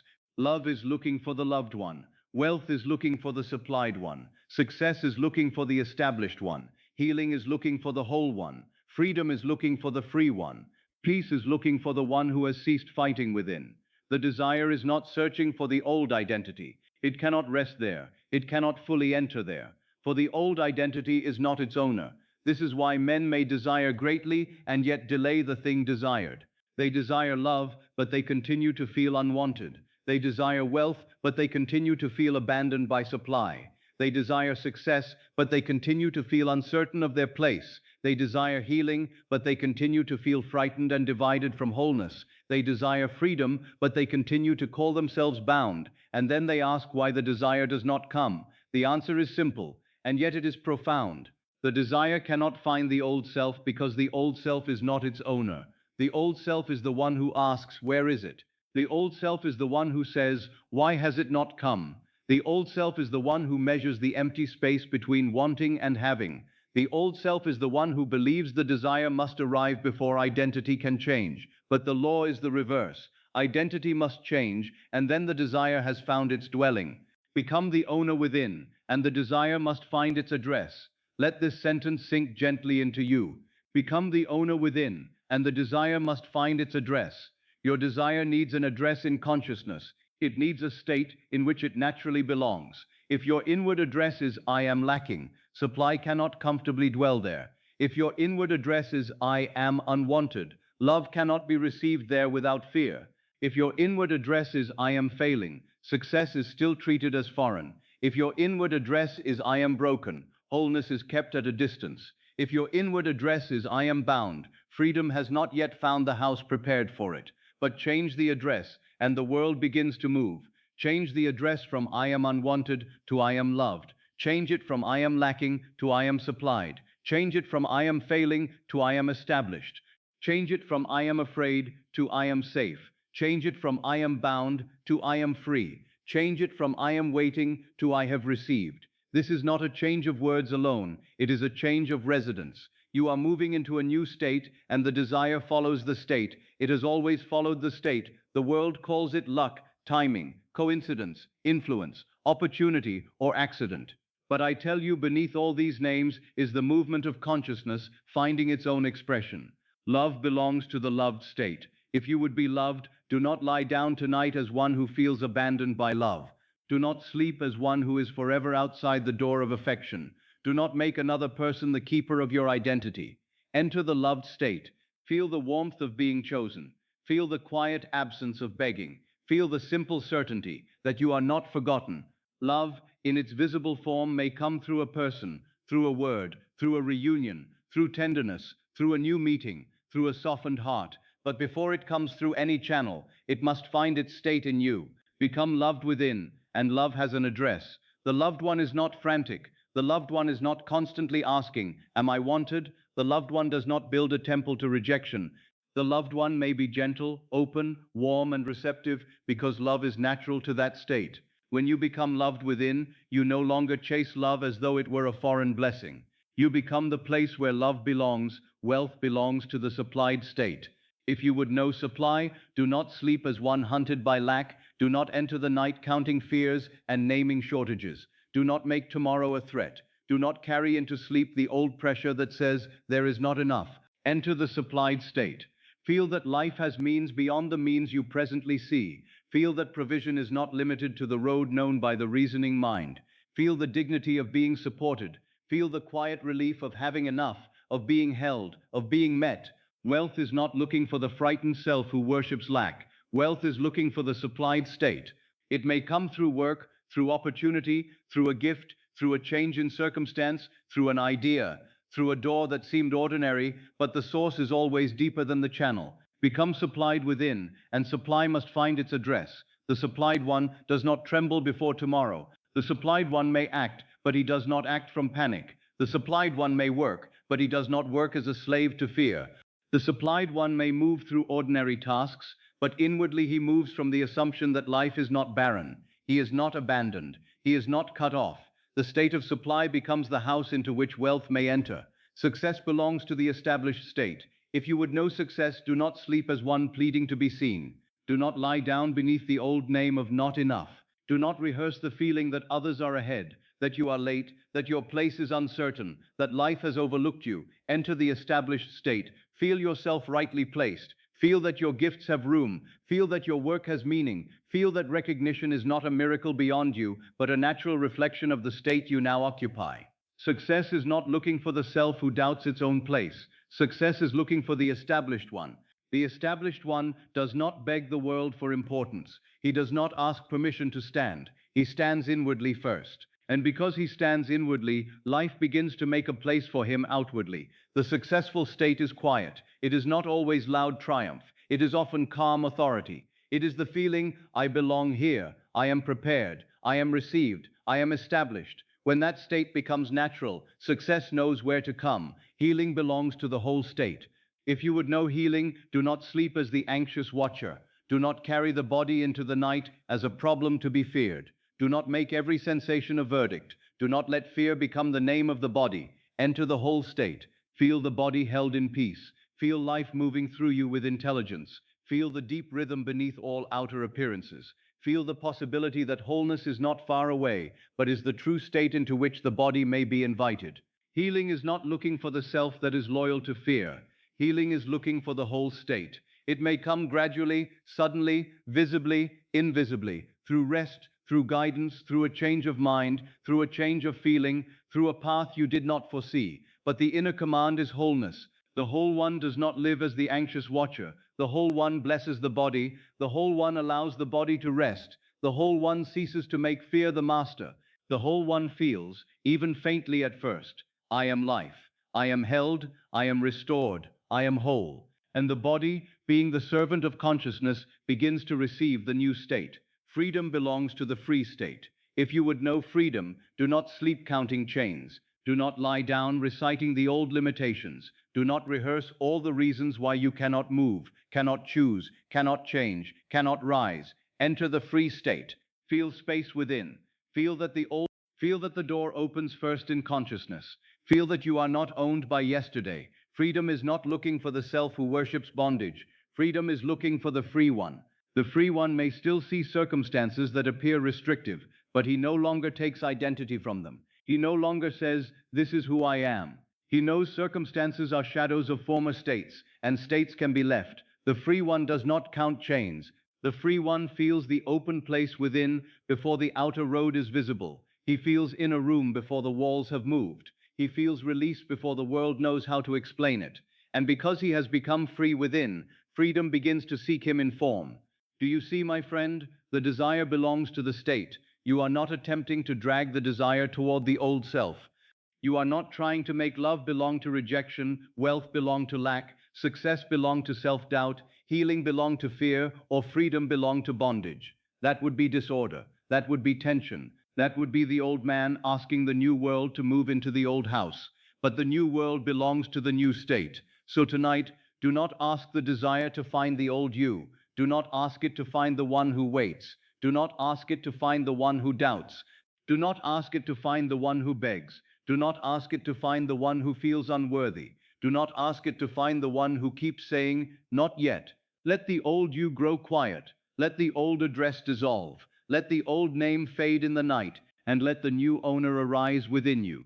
The owner of love, the owner of supply, the owner of success, the owner of wholeness, the owner of freedom, the owner of peace. Not ownership in the sense of pride, not ownership in the sense of possession against another, but ownership in the spiritual sense, inward acceptance. The feeling that this belongs in my reality, this belongs to my state, this is natural to me now. I am not a stranger to the thing desired. I am its dwelling place. Your desire finds you when you become the one who naturally has it. Let that be the feeling now, not a hard effort, not a loud affirmation, a gentle change in the atmosphere. You are becoming the one who naturally has it, the one who does not reach because it is no longer far, the one who does not tremble because it is no longer uncertain, the one who does not beg because the inner decision has been made, the one who does not chase because ownership has been accepted within. If your desire is love, feel, I am the one love finds. If your desire is wealth, feel, I am the one supply finds. If your desire is success, feel, I am the one opportunity finds. If your desire is healing, feel, I am the one wholeness finds. If your desire is freedom, feel, I am the one freedom finds. If your desire is peace, feel, I am the one peace finds. Do not merely repeat the words, feel the identity behind them. Feel the body softening into the possibility that you are no longer the seeker. Feel the breath move as though the desire is not out in some unreachable distance. Feel that consciousness has changed the address. Become the owner within, and the desire must find its address. What address are you giving life tonight? Is it the old address of lack, the old address of waiting, the old address of rejection, the old address of fear, the old address of bondage? Or is it the new address, I am loved, I am supplied, I am established, I am whole, I am free, I am at peace, I am the one who has received. This is the address, this is the inner dwelling, this is where the desire knows to come. And if the outer world has not yet shown it, do not be disturbed. The messenger may be on the way, the bridge may be forming, the visible world may still be carrying the echo of the old address. But if the address has changed within, the delivery must change without. The law cannot continue to send the same experiences to a different state. The world must adjust. Rest in that. The old self is not the owner. The new state is. The old self may have wanted. The new self receives. The old self may have chased. The new self is found. The old self may have begged. The new self assumes. The old self may have feared. The new self rests. And tonight, as you drift towards sleep, you are not trying to make the desire find the old self. You are letting the old self fall away so that the desire may find the true owner, the one you become in consciousness, the one you accept as yourself, the one who feels the desired thing as natural. You do not need to run after it. You need to become the address. You do not need to plead with it. You need to become the owner. You do not need to chase it through the night. You need to sleep in the state to which it belongs. Let the body rest in that state now. Let the mind become quiet around it. Let the breath carry the new name softly. I am the one who naturally has it. I am the one it belongs to. I am the one it finds. Love finds me because I am loved. Supply finds me because I am supplied. Success finds me because I am established. Healing finds me because I am whole. Freedom finds me because I am free. Peace finds me because I am at peace. Let this not become effort. Let it become sleep. Let it become a soft inner climate. Let it become the feeling of being found by what you once chased. Your desire is looking for its owner. Become the owner within, and let it find you. Now, as the body grows quieter and the night receives you more deeply, I want you to understand the address to which your desire responds. That address is not a place upon the earth. It is not a street. It is not a house. It is not any outer location known to the senses. The true address is within consciousness. It is the identity you give yourself. It is the name you answer to in secret. It is the quiet declaration beneath all words, the declaration that precedes every experience, every meeting, every fulfillment, every delay, every apparent loss, every apparent gain. That address is I am. I am is the address consciousness gives to life. Before anything can come to you, before anything can appear in your world, before any desire can clothe itself in form, there is an inward statement of being. You may not speak it aloud. You may not even notice that you are speaking it within. But silently, steadily, continuously, you are naming yourself. And the world responds to the name, I am. There is nothing more intimate than this. There is nothing more powerful. There is nothing more creative. Before you say, I have, before you say, I lack, before you say, I want, before you say, I fear, before you say, I hope, there is first the deep eternal fact of awareness, I am. And whatever follows I am becomes the state you occupy. Whatever follows I am becomes the address where life delivers its evidence. Your I am tells the world where to deliver your desire. If your inner address is I am waiting, then life delivers more waiting, not because life punishes you, but because life answers the state you occupy. I am waiting is an address. It tells the world, send my desire somewhere ahead of me. Keep it in tomorrow. Let me remain here, looking toward it. And so the desire seems always near, always possible, always approaching, yet never fully accepted as now. If your inner address is I am lacking, then life delivers more signs of lack. Again, not as punishment, but as reflection. I am lacking is an identity. It places you in a world where insufficiency feels natural. Even when something comes, the state of lack says, it is not enough, it may leave, it may not return, I must fear tomorrow. And life, faithful mirror that it is, continues to arrange circumstances around the name you have accepted. If your inner address is I am unwanted, then love does not know where to rest. Love may approach, but the state of being unwanted misreads it, doubts it, fears it, tests it, or pushes it away. I am unwanted searches for rejection even in tenderness. It hears distance where there may be silence. It sees abandonment where there may be delay. It expects exclusion. And the world, answering expectation, seems to prove it again. If your inner address is I am not ready, then opportunity waits outside the gate of your own assumption. You may desire the new life. You may speak of the new beginning. You may long for the door to open. But if you inwardly feel, I am not ready, then the desire is held away by the very identity that claims to seek it. The world answers, very well, if you are not ready, readiness must still be future. If your inner address is I am behind, then time becomes your enemy. You feel pursued by what you have not done, what you did not receive, what seemed to pass you by. You compare your life to shadows and call yourself late. You imagine that blessings have schedules which you have missed. And in that state, even when life moves, you feel hurried, anxious, and insufficient. I am behind becomes the address to which delay is delivered. If your inner address is I am failing, then every event is interpreted through defeat. A small difficulty becomes proof. A pause becomes failure. A closed door becomes final judgment. A mistake becomes identity. The world may offer lessons, adjustments, or new directions, but the state called I am failing uses all things to confirm itself. It does not see the bridge. It sees only evidence of its own name. Do you see how sacred, how exact, how creative this is? The world does not first ask what you want, it asks who you are, not who you appear to be to others, not what name is written upon paper, not what history says of you, but who you are in consciousness. What is your I am? What do you feel yourself to be when no one is watching? What identity do you return to again and again? What address have you given the invisible law? For the desire goes where the state says it belongs. Love goes where the state says love belongs. Supply goes where the state says supply belongs. Success goes where the state says success belongs. Healing goes where the state says wholeness belongs. Freedom goes where the state says freedom belongs. Your desire is not confused. It is not blind. It moves by law. It seeks the address that matches itself. If love belongs to the loved state, then become loved within. If supply belongs to the supplied state, then become supplied within. If success belongs to the established state, then become established within. If healing belongs to the whole state, then become whole within. If freedom belongs to the free state, then become free within. If fulfillment belongs to the one who has received, then become the one who has received. Your I am tells the world where to deliver your desire. So tonight, change the address within. Do not attempt to send the desire to the old address. Do not ask love to arrive at I am unwanted. Do not ask wealth to arrive at I am lacking. Do not ask success to arrive at I am failing. Do not ask freedom to arrive at I am bound. Do not ask peace to arrive at I am afraid. That is the confusion of the outer man. He wants new life delivered to an old identity. But the law is exact. New life belongs to the new state. This is why a man may ask and ask, yet not receive. He asks from the wrong address. He asks for abundance while dwelling in lack. He asks for love while dwelling in rejection.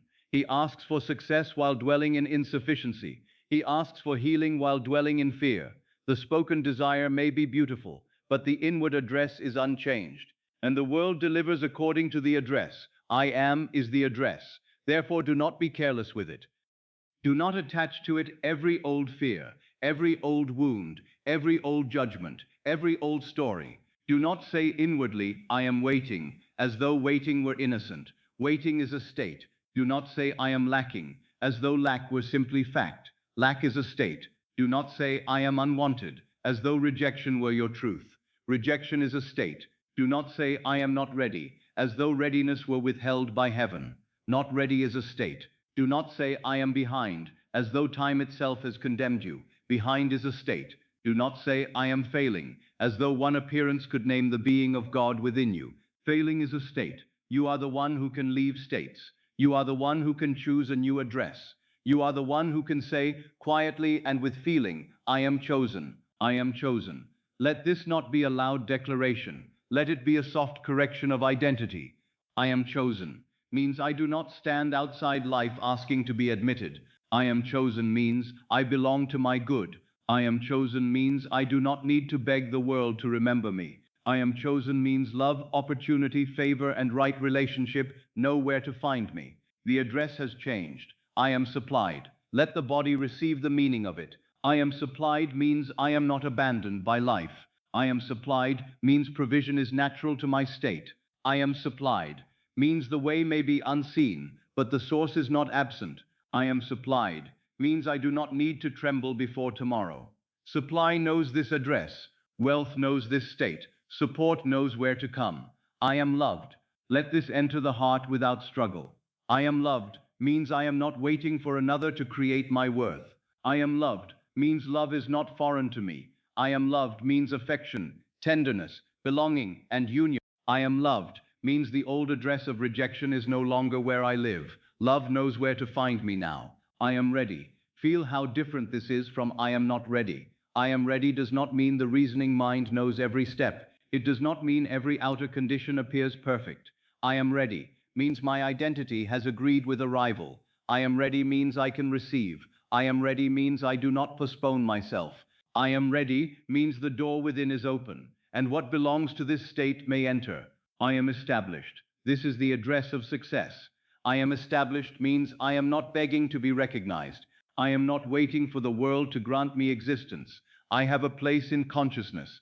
My work has meaning. My gifts have room. My presence carries weight. I stand inwardly in my rightful state, and the world must discover where I stand. I am the one who has received. It is not future. It is not later. It is not if. It is not when. I am the one who has received. Let this be quiet. Let it be steady. Let it be inward. The one who has received does not chase. The one who has received does not ask every hour where it is. The one who has received rests in the end, and the desire, hearing that address, begins to move toward its owner. I am the one who has received. Let the words become less like words and more like a. You are not trying to convince the world. You are not trying to impress the senses. You are not trying to perform belief. You are changing the address in consciousness. And when the address is changed, the delivery changes. Life cannot keep bringing the same evidence forever to a different identity. The mirror cannot continue reflecting the same face when the face has changed. The shadow cannot remain the same when the light has moved. Your I am tells the world where to deliver your desire. If you say I am waiting, your desire remains in waiting. If you say I am lacking, your desire remains outside supply. If you say I am unwanted, your desire remains outside love. If you say I am not ready, your desire waits upon readiness. If you say I am behind, your desire seems to belong to another time. If you say I am failing, your desire appears to stand beyond defeat. But if you say I am chosen, the world must begin delivering the evidence of being chosen.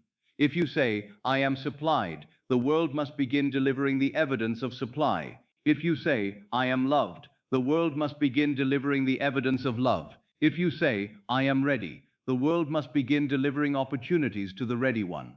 If you say I am established, the world must begin delivering recognition to the established one. If you say I am the one who has received, the world must begin delivering forms that correspond to receipt. This does not mean the outer world always changes before morning. Do not make the mistake of measuring the invisible seed by the first appearance of dawn. The law is exact, but it works through order. The bridge may form in silence. The means may gather unseen. People may be moved without your knowledge. Events may shift beneath the surface. The address has been changed in consciousness before the messenger arrives at the door. Remain faithful to the new address. Do not change it back at the first sound of old evidence. Do not say at night, I am supplied, and rise in the morning as I am lacking. Do not say at night, I am loved, and rise in the morning as I am unwanted. Do not say at night, I am established, and rise in the morning as I am failing. Do not say at night, I am the one who has received, and rise in the morning asking, where is it? The new address must be lived in, not forced. Lived in. You live in it by returning gently. You live in it by refusing to answer the old name. You live in it by feeling the new I am as natural. You live in it by letting the body rest in the fulfilled identity. You live in it by falling asleep from the address to which your desire belongs. Tonight, as sleep approaches, the old addresses can dissolve. I am waiting. Let it fade. I am lacking. Let it fade. I am unwanted. Let it fade. I am not ready. Let it fade. I am behind. Let it fade. I am failing. Let it fade. These were addresses you may have used, but they are not your eternal dwelling. They are not the truth of your being. They are states once accepted, and what has been accepted can be released. You are not the address. You are the one who chooses. You are the awareness that can move from state to state. And now choose softly. I am chosen. Let it settle. I am supplied. Let it settle. I am loved. Let it settle. I am ready. Let it settle. I am established. Let it settle. I am the one who has received. Let it settle. Do not hurry. Do not force feeling. Let the words become atmosphere. Let them become the gentle climate in which you fall asleep. If one of them opens the heart, remain with it. If one feels true even faintly, let that faint truth deepen. The subconscious receives what is felt, not what is shouted. Your desire does not need you to chase it. It needs the address. And the address is, I am. If you are loved, love knows where to come. If you are supplied, supply knows where to come. If you are established, success knows where to come. If you are whole, healing knows where to come. If you are free, freedom knows where to come. If you are the one who has received, fulfillment knows where to come. The desire goes where the state says it belongs. So tell it where to belong. Not by pleading, not by fear, not by desperate thought, by I am. I am the one. I am the owner. I am the receiver. I am the state fulfilled. I am chosen. I am supplied. I am loved. I am ready. I am established. I am the one who has received. Let this be your address. Let the new I am become natural. Let the desire find you where you now live in consciousness. For your I am tells the world where to deliver your desire. And tonight, you change the address within. Now let the mind become very still around this truth. The desire is summoned by the feeling of already possessing it, not by the words alone, not by the image alone, not by the effort to believe, not by the pressure of repetition, not by the anxious attempt to convince the deep mind of something the heart still denies. The desire is called by feeling. Feeling is the living signal. Feeling is the language beneath language. Feeling is the inward agreement that tells consciousness, this is true of me now. Feeling is the signal the deep mind obeys. Let this sentence become quiet within you. Feeling is the signal the deep mind obeys. The deep mind does not answer noise. It does not answer panic. It does not answer performance. It does not ask how many words you have spoken or how intensely you have strained to imagine. It receives the state you feel to be real. It receives the atmosphere you dwell in. It receives the identity you accept beneath all speech. Many have spoken words of wealth while feeling poor. Many have spoken words of love while feeling rejected. Many have spoken words of health while feeling afraid. Many have spoken words of success while feeling uncertain and unworthy. And then they have wondered why the words seemed unanswered. But the words were not unanswered. The deeper feeling was answered. The law always answered. It answered the state behind the words. Words alone are not enough. Words are vessels, but feeling is the wine. Words are garments, but feeling is the body. Words may point toward the desired state, but if the feeling remains in lack, then lack is still the state occupied. You may say, I am loved, but if the inner man trembles in the conviction, I am unwanted, then the deeper mind hears unwantedness. You may say, I am supplied, but if the body tightens around fear and tomorrow feels dangerous, then the deeper mind hears lack. You may say, I am successful, but if inwardly you feel small, delayed, and doubtful of your own worth, then the deeper mind hears insufficiency. Do not let this discourage you. Let it instruct you. The purpose of words is to lead you into feeling. Once the feeling is found, the words may grow quiet. A phrase such as I have received is not powerful because of its sound. It is powerful only if it awakens the state of having received. A phrase such as it is done is not a charm. It is a doorway. If it brings you into relief, peace, and possession, then it has served you. But if it remains merely at the lips, while the heart still argues. Then return gently, not to more force but to feeling. Images alone are not enough. You may see a picture in the mind and still remain outside it. You may imagine the house, the embrace, the money, the success, the healing, the open road, and yet feel yourself to be only a spectator gazing upon a future possibility. The image may be beautiful and still distant. It may be vivid and still not yours. The image becomes creative when you enter it in feeling. The image must imply possession. It must awaken the inward climate of already being there. A man may imagine gold and still feel poor. The law answers poverty. A woman may imagine being embraced and still feel unwanted. The law answers rejection. A man may imagine applause and still feel like a failure. The law answers failure. A woman may imagine a healthy body and still feel frightened. The law answers fear. The image is not the cause by itself. The feeling that accompanies it is the cause. The image is the cup. Feeling is the living water. Therefore tonight, do not be troubled if you cannot make the image bright. Do not strain to see every detail. Do not force the imagination to paint a perfect scene. A faint image with true feeling is more powerful than a brilliant image filled with doubt. The deep mind does not require artistry. It requires acceptance. It obeys the feeling of reality. The feeling of possession is the signal. Possession does not always feel like excitement. This is important. Many think that if they truly possess the desire, they would be overwhelmed with emotion. But after a thing is truly yours, the emotion often becomes quiet. The fever of wanting ends. The reaching stops. The question disappears. Possession is often calm. It may feel ordinary. It may feel like a burden has been removed. It may feel like the body no longer needs to lean forward. It may feel like peace. The feeling of possession says, I do not have to chase this now. It says, I do not have to persuade life now. It says, I do not have to beg the world now. It says, I have entered the state. It says, this belongs to me in consciousness. It says, the desire knows where to find me. This is the feeling you cultivate as sleep approaches. Not intensity, not strain, not a great storm of emotion. A quiet signal, a steady inner tone, a gentle atmosphere of already having. The desire hears that atmosphere. The deep mind receives that atmosphere. The world, being the outpicturing of consciousness, must eventually arrange itself around that atmosphere. Let us speak of the tones of this feeling, so that you may recognize it tonight. First, relief. Relief is one of the purest tones of possession. When the desire is still felt as absent, the body carries pressure, the chest tightens, the mind searches. But when the desire is accepted as fulfilled, even inwardly, relief begins. Relief says, the burden is no longer mine. Relief says, the search has ended. Relief says, the matter is settled in me. You may not feel a great joy at first. That is not necessary. Feel relief. Feel the simple release of no longer having to chase. If your desire is love, relief may feel like no longer wondering whether you are chosen.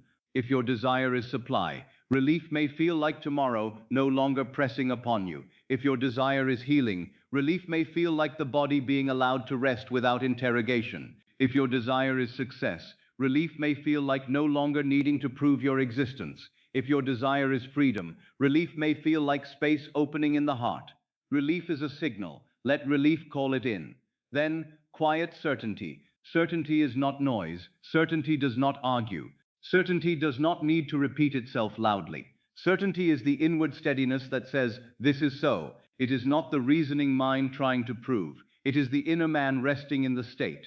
Quiet certainty may be faint at first, but it is powerful because it has no desperation in it. It does not plead with appearances. It does not demand immediate evidence. It simply knows that consciousness has accepted the end.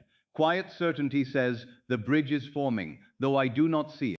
It says, the law is working, though I do not supervise it. It says, my desire is finding me, because I have become the state it belongs to. This certainty is not arrogance, it is alignment. It is the calm strength of one who has ceased contradicting his own assumption. Let that certainty be soft tonight.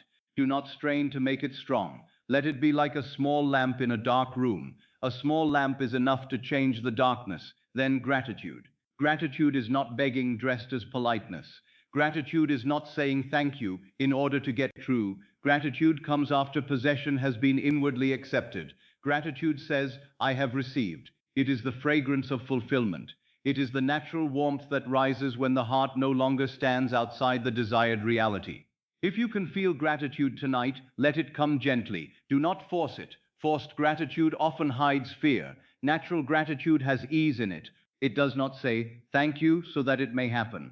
It says, thank you, because in consciousness it is done. Gratitude is a signal. It tells the deep mind that the desire is no longer merely wanted. It has been accepted.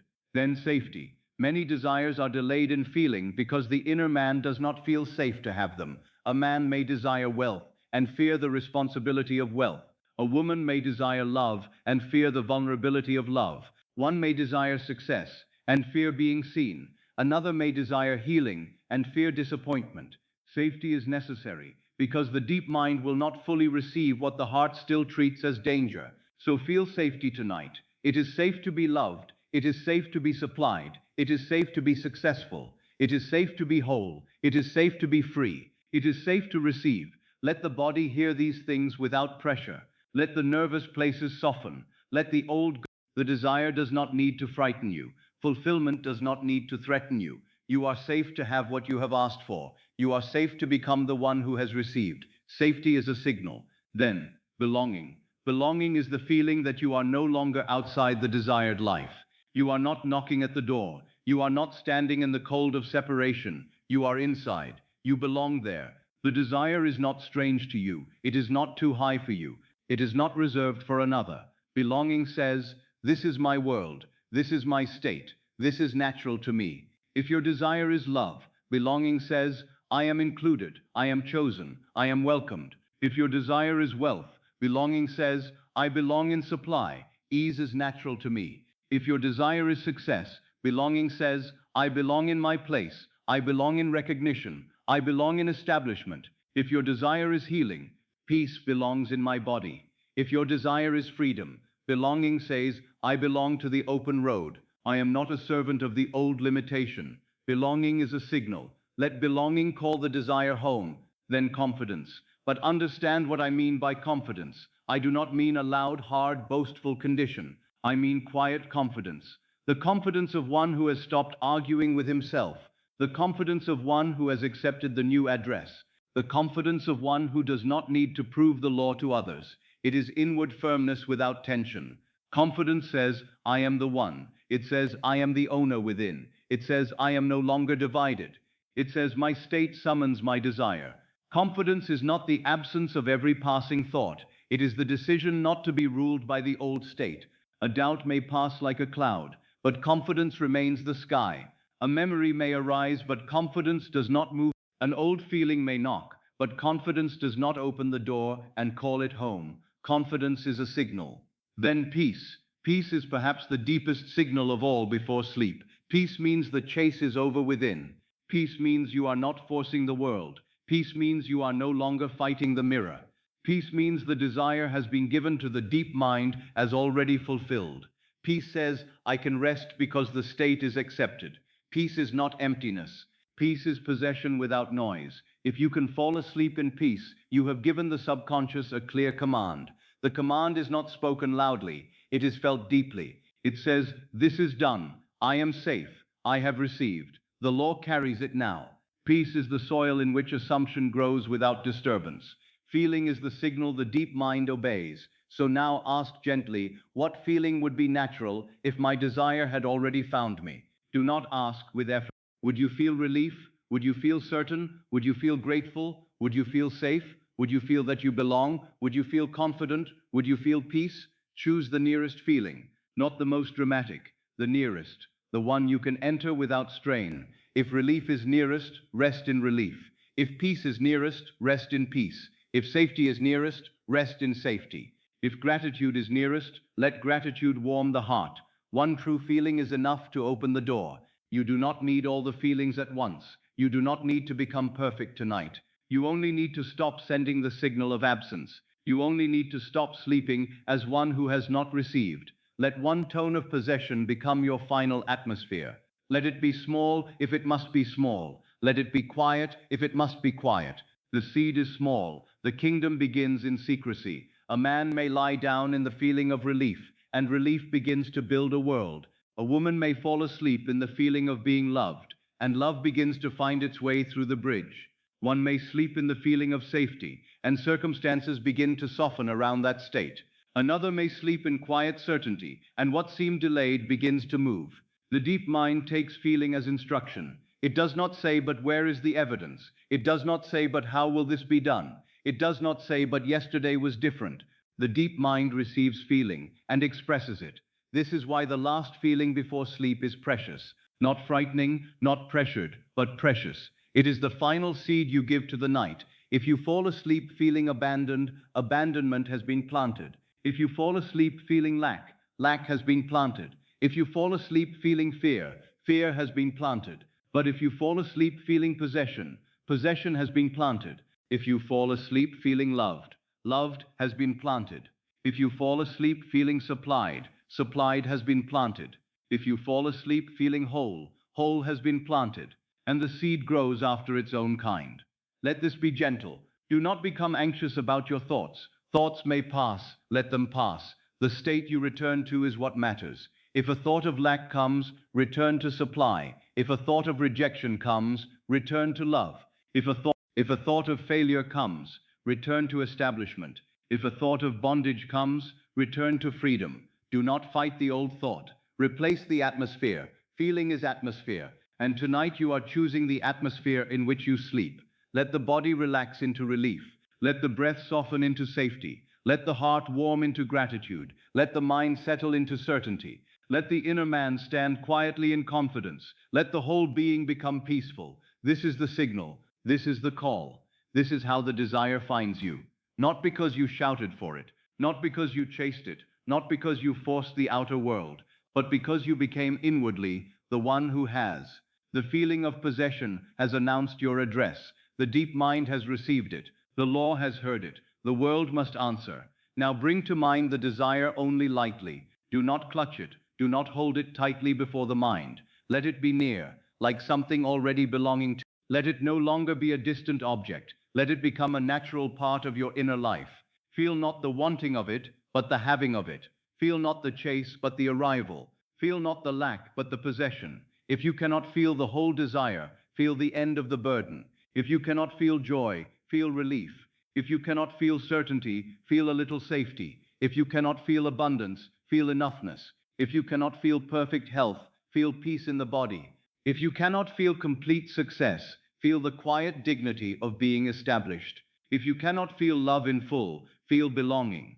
The deep mind understands these tones. They are all signals of possession. And as you rest in them, you are no longer sending the old signal that says, it is not mine. You are sending the new signal that says, I have received. This is not a trick. It is not pretending. It is the lawful movement of consciousness into a new state. The feeling the world follows after. The world may call it coincidence when it comes. Let it. The world may call it timing. Let it. The world may call it chance. Let it. You will know that the desire found the address you gave it in consciousness. You will know that the signal was sent in the silence before sleep. You will know that feeling, not strain, called it in.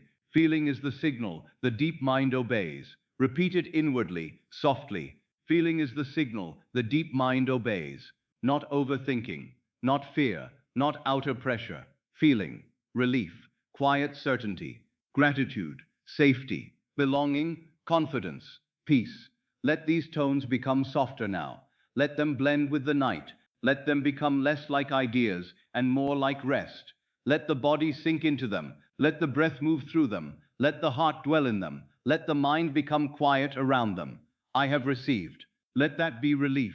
I have received. Let that be safety. I have received. Let that be belonging. I have received. Let that be confidence. I have received. Let that be peace. You do not need to say more. You do not need to think more. You do not need to imagine more. Let the feeling speak. Let the feeling call. Let the feeling be the signal. And as you fall asleep, let the last atmosphere of the mind be possession, soft possession, quiet possession, natural possession, peaceful possession. It is answering the state. And your state now says, I am the one who has received. Sleep is when the signal goes deep.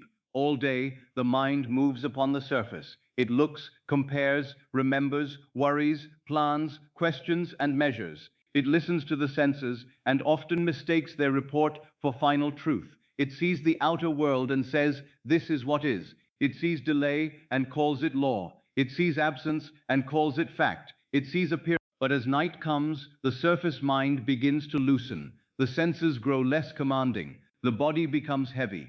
The room becomes quiet. The world that seemed so solid begins to lose its sharpness. This is why sleep is holy. Not because sleep is escape, but because sleep is entrance. It is the entrance into the deeper region of consciousness, where the state you accept passes beneath the surface and begins to work without the interference of the reasoning mind. At the border of sleep, the state passes beneath the surface. It is no longer merely an idea you are thinking. It becomes an impression. It becomes seed. It descends into the subconscious, and the subconscious, being faithful to the feeling it receives, begins to externalize it in its own appointed way. You have never fallen asleep by force. You know this. A man may command himself to sleep, but command only keeps him awake. A woman may try with all her strength to surrender, but trying is not surrender. Sleep comes when effort yields. Sleep comes when the mind ceases to clutch.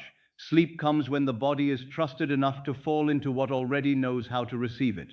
Creation follows a similar law. The desire is not carried into the deep by strain. It is carried by acceptance. The night carries your assumption where effort cannot go. Effort may move the hands. Effort may move the body through the outer world. Effort may organize the surface of life. But effort cannot force an assumption into the subconscious. Effort cannot command the deep mind while the heart still contradicts it. Effort cannot create the feeling of possession by tension. The deeper mind receives what you relax into as true. It receives the state that feels natural in the moment when resistance has become quiet. Before sleep, the senses fade. The eyes no longer insist upon the visible. The ears no longer make every sound important. The body is no longer so firmly identified with the duties and pressures of the day. The outer world remains, but it recedes. The room remains, but it softens. The world of fact, as men call it, begins to feel less final. This fading of the senses is not weakness, it is mercy. It is the loosening of the old evidence so that the inner evidence may be accepted. All day long the senses have said, look at what is missing, look at what has not happened, look at what must be feared, look at the distance between you and the desire. But before sleep, their voices grow quieter. The old facts are no longer as loud. The visible world no longer presses with the same authority. And in that softening, you may give the deep mind a new command, not a command shouted with effort, a command felt as state. What you sleep as, you begin to summon. If you sleep as the one who waits, you summon more waiting. If you sleep as the one who lacks, you summon more evidence. The mind may wander as sleep approaches, that is natural. Do not make the night another place of tension. I tell you this so that you may choose your final dwelling. You are not required to control every passing thought. You are invited to return gently and faithfully to the state you wish to plant. Before sleep, reason quiets. Reason is useful in the world of sequence, but it is not the creator. Reason asks how. Reason asks when. Reason asks who will help. Reason asks what path will open. Reason asks whether this is possible according to yesterday. Reason gathers evidence from what has been and tries to use it to judge what may be. But the desired reality is not born from what reason can prove. It is born from what consciousness assumes. When sleep approaches, reason becomes less severe. The questions are softer. The arguments are weaker. The demand to know how begins to fade. The mind no longer holds the same court of judgment. You need only let it grow quiet. It has served its place. Now it may rest. The deep mind does not require explanation. It requires impression. This is why the last accepted feeling becomes seed, not the last thought that passed briefly, but the last feeling you accept, the last inner atmosphere you settle into, the last state you consent to be. That state is planted. It enters the invisible soil, and what is planted in the deep, the seed does not grow because the farmer stares at it. It grows because it has been planted in soil fit to receive it. Your subconscious is that soil. It does not argue with the seed. It does not ask whether the seed is reasonable. It does not say, this has not happened before. It receives. And once it receives, it begins to express. This is why you must not carry the old state into sleep, as though it were harmless. If you sleep in the feeling of pursuit, pursuit has been planted. If you sleep in the feeling of fear, fear has been planted. But if you sleep in the feeling of possession, Possession has been planted. The last accepted feeling becomes seed. So tonight, choose the seed. Do not choose panic. Do not choose waiting. Do not choose the old wound. Do not choose the old name. Do not choose the feeling of distance. Choose possession. Choose the quiet certainty that the desire has found its owner. Choose the feeling that says, I have received. Choose the atmosphere of one who no longer runs after life, but rests in the state from which life moves toward him. Before sleep, resistance weakens. During the day, the old self is often alert. It defends its story. It says, this is who I am. This is how life has been. This is what usually happens. The old self may be strong in the daylight because it has habit behind it. But near sleep, its grip loosens. The body is tired of defending. The mind is tired of arguing. The heart is tired of reaching. This weakening of resistance is a gift. Do not use this sacred hour to revive the old self. Do not lie down and rehearse all the reasons the desire has not yet come. Do not use the doorway of sleep to count the evidence of absence. Do not take the softened mind and fill it again with the old identity. Let resistance weaken. Let it fade. Let the old man become quiet. Let the new state enter softly. You do not need to fight the old state. Fighting gives it importance. Simply cease to feed it. Let the body become heavy. And with that heaviness, let the old pursuit become heavy too. Too heavy to carry. Too heavy to continue. Let the chase drop. Let the pressure to make something happen drop from you. Let the feeling of not having drop from you. And in the space that remains, accept the state. I am the one who has received. Let it be simple. I am the one who has received. Let it be gentle. I am the one who has received. Let it be enough. Before sleep, identity softens. This is perhaps the most precious part of the night. In the waking day, men wear their I am limited in this way. I am waiting for this. I am lacking that.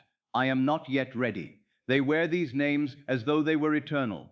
But near sleep, the garment loosens. The name softens. The old self becomes less solid. You are not so fixed in yesterday's definition. This is the time to change the address, not by violence, not by shouting, not by forcing yourself to believe, but I am at peace. I am the one my desire finds. When identity softens, a new identity may be accepted more naturally. What seemed impossible in the harsh light of effort may become tenderly believable in the borderland of sleep. The old reality loses its authority. The desired state comes nearer. You do not need to make it dramatic. You need only let it feel a little more natural than before. At the border of sleep, so do not stand at that border wearing the old name if you do not wish to wake in the old world. Do not carry I am waiting into the deep if you desire fulfillment. Do not carry I am lacking into the deep if you desire supply. Do not carry I am unwanted into the deep if you desire love. Do not carry I am failing into the deep if you desire success. Do not carry carry possession. The subconscious becomes receptive before sleep. The gate is open, the soil is soft. The surface mind is no longer guarding every old belief with the same strength. This is not the hour to be anxious about perfection. It is the hour to enter gently. A little feeling of possession, accepted softly, may go deeper than 1,000 forced declarations spoken in tension. A quiet state before sleep has a power. The night carries your assumption where effort cannot go. If you assume yourself loved as you fall asleep, the night carries that assumption into the deep. If you assume yourself supplied, the night carries supply into the deep. If you assume yourself established, the night carries success into the deep. If you assume yourself whole, the night carries healing into the deep. If you assume yourself at peace, the night carries peace into the deep. And what enters the deep must seek expression. This is not magic in the childish sense. It is the law of consciousness. The outer world is the flowering of the inner state. The state planted in the subconscious becomes the pattern by which life begins to arrange itself. The bridge may begin invisibly. A person may be moved. A thought may come. A closed door may redirect you toward the true opening. But the movement begins in the unseen. Do not demand to see the root while it is growing underground. Trust the planting. Trust the night. Trust the state. The sacred power of sleep does not require anxiety. You do not need to fear that you must do it perfectly. The law is not fragile. The deep mind is not waiting for one small mistake in order to refuse you. It receives the dominant state, the accepted feeling, the atmosphere you return to. If you wonder, return. If you doubt, return. If you grow sleepy, let sleep come.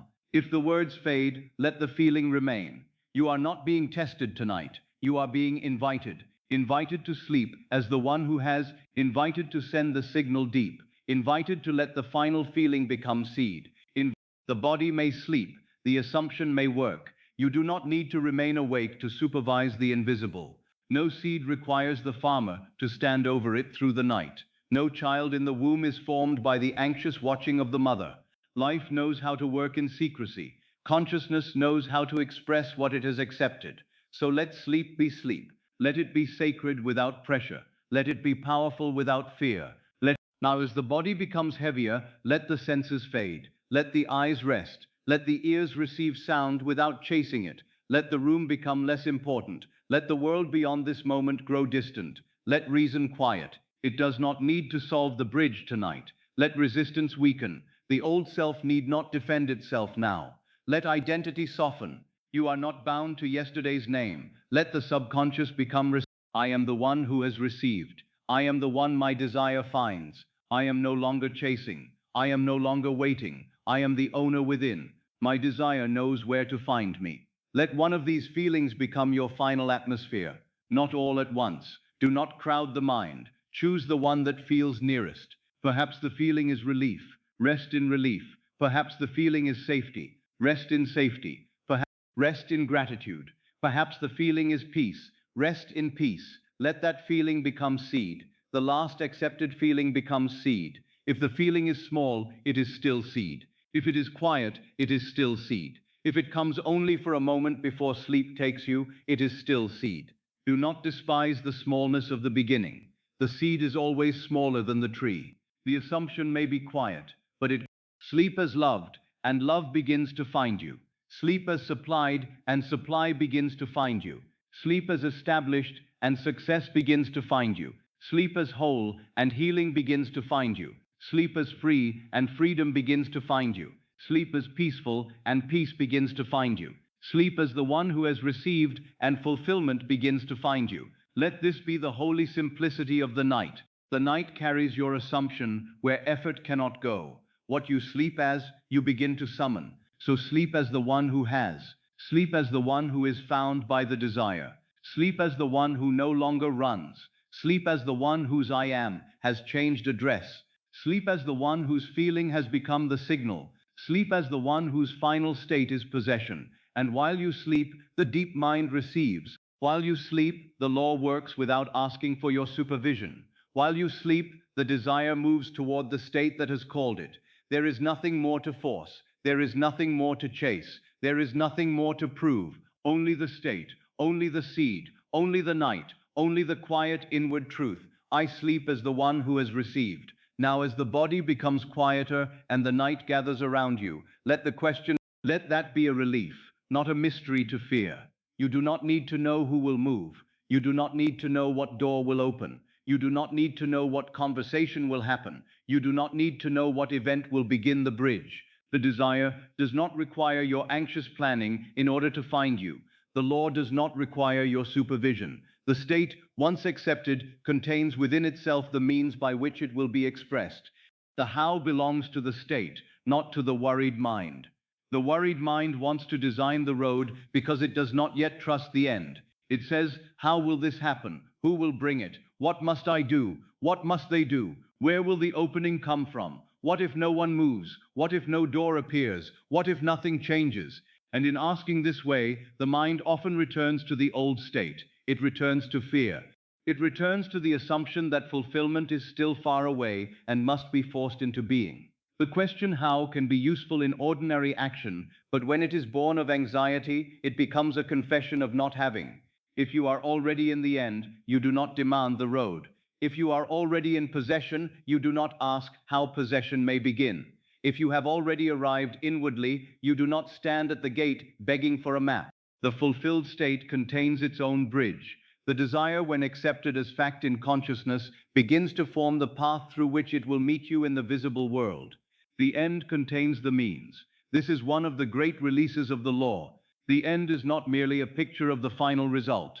The end is a living state. It is creative. It is intelligent. It is not dead. It is not passive. When you enter the end, you enter a state that carries its own arrangements, its own movements, its own sequence, its own timing, its own hidden cooperation. You do not need to add the bridge to the end. The bridge is born from the end. The bridge is built from the state you occupy. If you occupy the state of lack, the bridge will continue to show you lack. If you occupy the state of waiting, the bridge will continue to look like waiting. If you occupy the state of fear, the bridge will continue to produce occasions for fear. But if you occupy the state of possession, the bridge begins to form from possession. If you occupy being loved, events begin to arrange around love. If you occupy being supplied, events begin to arrange around supply. If you occupy being established, events begin to arrange around success. If you occupy wholeness, events begin to arrange around. If you occupy freedom, events begin to arrange around release. This is why you must stop trying to manage the path from the old self. The old self can only imagine old roads. The old self can only plan from memory. The old self looks at what has been and says, this is what can be. It looks at past disappointments and calls them wisdom. It looks at present appearances and calls them limits. It looks at the known roads. But the law is not limited to the roads already known by your reasoning mind. The conscious mind sees only known roads. It sees the road you have walked before. It sees the person you expect to move. It sees the door you already know. It sees the conversation you imagine must happen. It sees the few visible means within reach and calls them the whole of possibility. But consciousness is not confined to what the conscious mind can map. It moves through hearts, thoughts, circumstances, timing, memory, impulse, delay, meeting, separation, return, and redirection. It uses means the outer mind could not have designed. The law creates through unseen arrangements. There are movements taking place that you do not see. There are thoughts forming in others that you do not hear. There are doors being prepared that you do not yet know exist. There are events that will seem ordinary when they come, yet each will belong to the bridge. The worried mind cannot see these things, and because it cannot see them, it doubts them. But the invisible is not empty merely because it is unseen. The seed beneath the earth does not show the farmer every movement of its growth. The womb does not reveal every secret of formation to the eye. The dawn does not explain the path by which it comes. And yet the seed grows, the child forms, the morning arrives. Life knows how to move invisibly. The law knows how to bring form out of state. The unseen does not need your fear in order to work. It works most purely when you cease interfering. Do not ask who will move. The state will move whom it must move. It may move someone you know. It may move someone you do not expect. It may move a stranger, a friend, a former connection, a family member, a person in authority, a person who has been silent, a person who has forgotten you, a person who suddenly remembers. You do not need to select the instrument. The end contains the means. The state knows what belongs to it. If love is your desire, you do not need to know who will speak first, who will soften, who will return, who will appear, who will choose. Let the state arrange the heart, the word, the meeting, the tenderness, the reconciliation, or the new beginning in its own way. Love belongs to the loved state, and the loved state will summon the proper witness. Do not ask what door will open. The worried mind wants to stand before one door and exhaust itself there. It says, it must come through this door, through this person, through this road, through this exact sequence. If one door closes, it may be because the bridge turns elsewhere. If one door delays, it may be because another is being prepared. If one path seems blocked, it may be that the state is carrying you by a road you could not have chosen from the old mind. If supply is your desire, you do not need to know what door will open. It may come through work, through opportunity, through gift, through payment, through favor, through idea, through release, through unexpected change, through a channel that seems ordinary until you look back and recognize the bridge. Your task is not to force the door. Your task is to occupy supply. The supplied state builds the bridge of supply. Do not ask what conversation will happen. Words are often part of the bridge, but you do not need. If a conversation must happen, it will happen. If a heart must soften, it will soften. If an answer must be spoken, it will be spoken. If a message must be carried through another, it will be carried. But when you lie awake, trying to control every sentence, you return to fear. You return to the state of one who does not trust the end. You try to govern the mouths of others instead of governing your own state. If recognition is your desire, you do not need to know who will praise you, who will notice you, who will speak your name, who will open the way. Become established, become worthy within, become the one whose work has value, become the one whose presence has weight. Then the conversation that belongs to that state will arise in its own appointed way. Do not ask what event will begin the bridge. The first visible event is rarely understood while it may seem unrelated. It may even seem contrary. A delay may begin the bridge. A closed door may begin the bridge. A change of plan may begin the bridge. A meeting you did not seek may begin the bridge. A quiet impulse may begin the bridge. A disappointment may turn you toward the exact road. The bridge often hides itself in ordinary clothing. This is why you must not demand to recognize the bridge at once. The mind, you may not know that a thing belongs to your fulfillment until later. You may not know that an apparent interruption was part of the arrangement.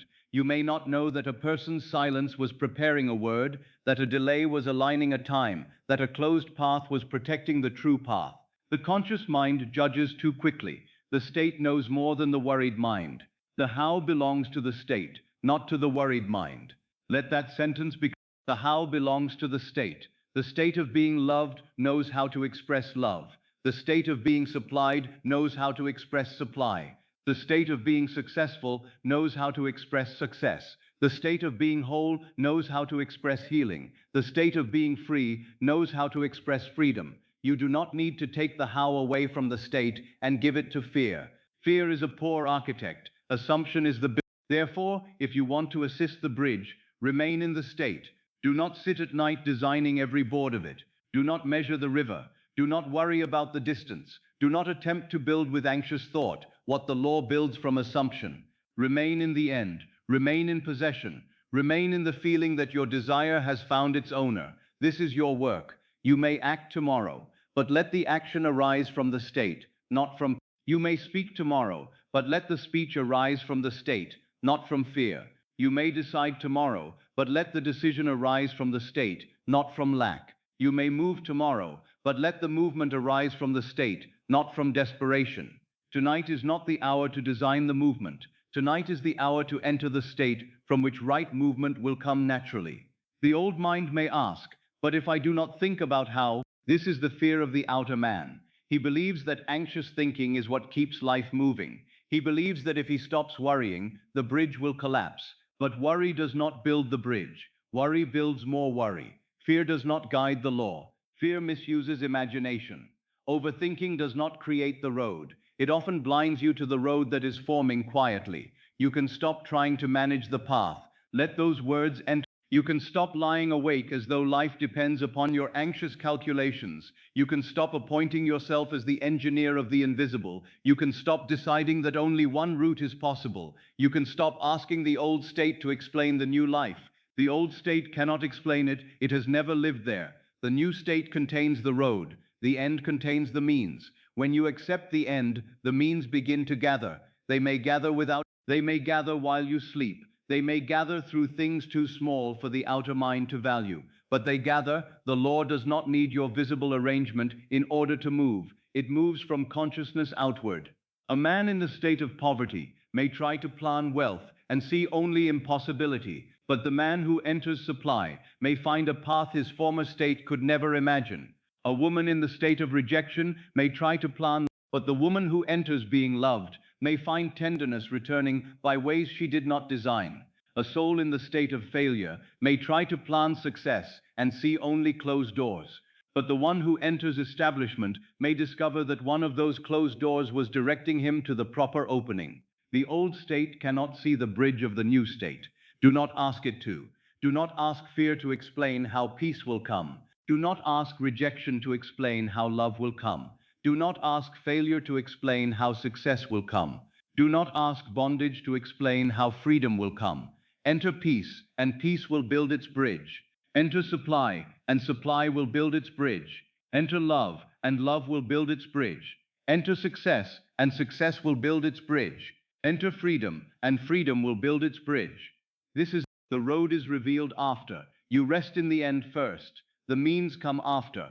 And because the outer world is late, you must not abandon the state merely because the bridge is not yet visible. The first duty is loyalty to the end. If you keep returning to how, you keep returning to the old identity. If you keep demanding a visible plan, you keep confessing that the invisible is not enough. But when you know that the end, place it down gently, release who must move, release what door must open, release what conversation must happen, release what event must begin the bridge, release the need to know the sequence, release the need to manage the path. This does not mean you abandon your desire. It means you stop strangling it with anxiety. You stop making it dependent on your limited plan. You stop insisting that the infinite law must use the small road. You let consciousness be intelligent. You let the desire find you through the bridge that belongs to fulfillment. The how belongs to the state, not to the worried mind. The end contains the means. The bridge is built from the state you occupy. Let these become softer now. Let them become restful. They are not instructions to strain. They are permissions to release. You do not need to know how love will find you. Sleep as loved. You do not need to sleep as supplied. You do not need to know how success will find you. Sleep as established. You do not need to know how healing will find you. Sleep as whole. You do not need to know how freedom will find you. Sleep as free. You do not need to know how peace will fill your life. Sleep as peaceful. The state will do what the worried mind cannot do. The state will select. The state will arrange. The state will guide. The state will make the necessary thing feel ordinary when it comes. The state will use time without being bound by your fear of time. Now feel the relief of not knowing how. There is a peace in not knowing how. When you trust the state, the shoulders can drop because they are not carrying the bridge. The breath can soften because it is not responsible for the sequence. The mind can become quiet because it no longer needs to solve what consciousness has already assumed. The heart can rest because the desire is not dependent on your anxious management. You can stop trying to manage the path. Let it be simple. I do not know how, and I do not need to know how. The state knows. The end contains the means. The bridge is being built from the state I occupy. If the mind asks again, but how? Answer softly, it belongs to the state. If the mind asks, who will move? Answer softly, the state will move whom it must. If the mind asks, what door will open? Answer softly, the end contains the door. If the mind asks, what conversation will happen? Answer softly, the bridge will speak through the right words. If the mind asks, what event begins it? Answer softly, I do not need to see the first stone to trust the bridge. And then return to possession. Return to being loved. Return to being supplied. Return to being established. Return to being whole. Return to being free. Return to being at peace. Return to being the one who has received. The how is not your burden tonight. Your state is your only responsibility. And even that responsibility is gentle. It is an invitation to dwell. Dwell in the end. Dwell in the feeling of possession. Dwell in the quiet confidence that the law knows how to externalize what has been accepted within. Dwell there until sleep takes you. The bridge will be built while you rest. The road will form while you are not looking. The desire will move through ways beyond the little map of the anxious mind. And when it comes, it may seem so natural that others will say, it would have happened anyway. You will know. You will know that the how was born from the state. You will know that the path appeared because the end had been accepted. You will know that your desire found you because you became the one to whom it belonged. So stop asking how now. Not forever in all practical life, but here, at the threshold of sleep, stop asking how. Let how dissolve into trust. Let trust dissolve into feeling. Let feeling dissolve into sleep, and sleep as the one who has received. There is a moment in the work when the seeker must become still, not still from defeat, not still from indifference, not still because the desire has been abandoned, but still because the state has been accepted, still because the chase has ended within, still because the inner man has entered possession and no longer moves as lack. This is the paradox I would have you understand tonight. When you stop moving toward the desire from the state of lack, the desire begins moving toward you from the state of fulfillment. When you stop moving as lack, the desire begins moving as fulfillment. Let that be received softly. Do not strain to understand it. Let it move through the body like a quiet river. When you stop moving as lack, the desire begins moving as fulfillment. As long as you chase from absence, you keep the desire in distance. As long as you pursue it as one who does not have, you give life to the identity of not having. As long as you lean toward it with hunger, you are standing in the state from which the desire appears outside you. Lack chasing freezes the desire in distance. It says, there it is, and here I am. It says, the desire is ahead of me. It says, I am not yet the one who has received. It says, I must go to it because it has not come to me. This inward movement seems active, but in the law it often holds the desire away. Not because the desire refuses you, but because the state you occupy is separation. The one who chases is still confessing distance. The one who waits is still confessing delay. The one who begs is still confessing unworthiness. The one who checks is still confessing doubt. The one who strains is still confessing, and the law answers the confession that is felt as true. But possession state pulls the desire inward. Possession state does not run, it does not beg, it does not push, it does not feverishly ask whether the world has changed. Possession state rests in the end. It says, this is mine in consciousness. It says, I am the one who has received. It says, the desire belongs to the state I now occupy. And because the state has changed, the relationship between you and the desire changes. It is no longer something far away to be pursued. It becomes something that must find expression around you. This is not passivity, it is command. Stillness is not inaction, it is command. The world often misunderstands stillness. It thinks stillness means nothing is happening. It thinks rest means absence of power. It thinks quietness means weakness. But in the creative law, the deepest commands are often silent. The seed is silent beneath the earth, yet it commands the tree. The magnet does not shout, yet iron moves. The king does not run after every messenger, yet the messages come to him because of what he is. A king does not chase messengers. He remains upon his throne. He does not leave the kingdom in panic, running through the roads to prove that he is king. He does not beg the messenger to recognize him. He does not tremble before the silence between messages. The throne is his position. The authority is his state. And because he occupies that state, what belongs to the throne comes to the throne. So it is with you. When you occupy the throne of possession, the desire comes to that state. You do not need to leave your inner throne and run after every sign. You do not need to chase every possibility. You do not need to ask every appearance whether it has brought the answer. Remain in the state. Remain in the end. Remain as the one who has received. The messengers of fulfillment know where to come when the throne is occupied. But if the king forgets himself and runs through the streets shouting, "Where is my message? Where is my kingdom? Who will prove my authority?" then he has left the throne in consciousness. He may still desire the kingdom, but he is no longer acting from kingship. He is acting from fear. And fear cannot command the kingdom. Only identity can. A magnet does not run after iron. The magnet does not strain. It does not chase. It does not hurry. It does not plead. It simply is what it is. And by being what it is, it draws what corresponds to it. Its power is not in pursuit. Its power is in nature. The magnet's stillness is not weakness, it is attraction. It is command without movement. You become magnetic not by chasing, but by being. When you become loved within, love moves toward you. When you become supplied within, supply moves toward you. When you become established within, success moves toward you. When you become whole within, healing moves toward you. When you become free within, freedom moves toward you. When you become peaceful within, peace moves toward you. These things do not move because you run after them. They move because you have become the state to which they belong. Your state is the magnet. Your feeling is the current. Your I am is the center. If your state is lack, lack draws evidence. If your state is fear, fear draws form. If your state is waiting, waiting draws delay. But if your state is possession, possession draws fulfillment. This is why the work is inward. Not because the outer world is unimportant, but because the outer world is responsive. It is drawn into shape by the state occupied within. A seed does not chase the tree. A seed does not lie in the soil, thinking, "Where is the tree? What must I do to force the tree?" The seed rests in its own nature. It contains the pattern. It is faithful to what it is, and because it remains itself in the proper soil, the tree unfolds.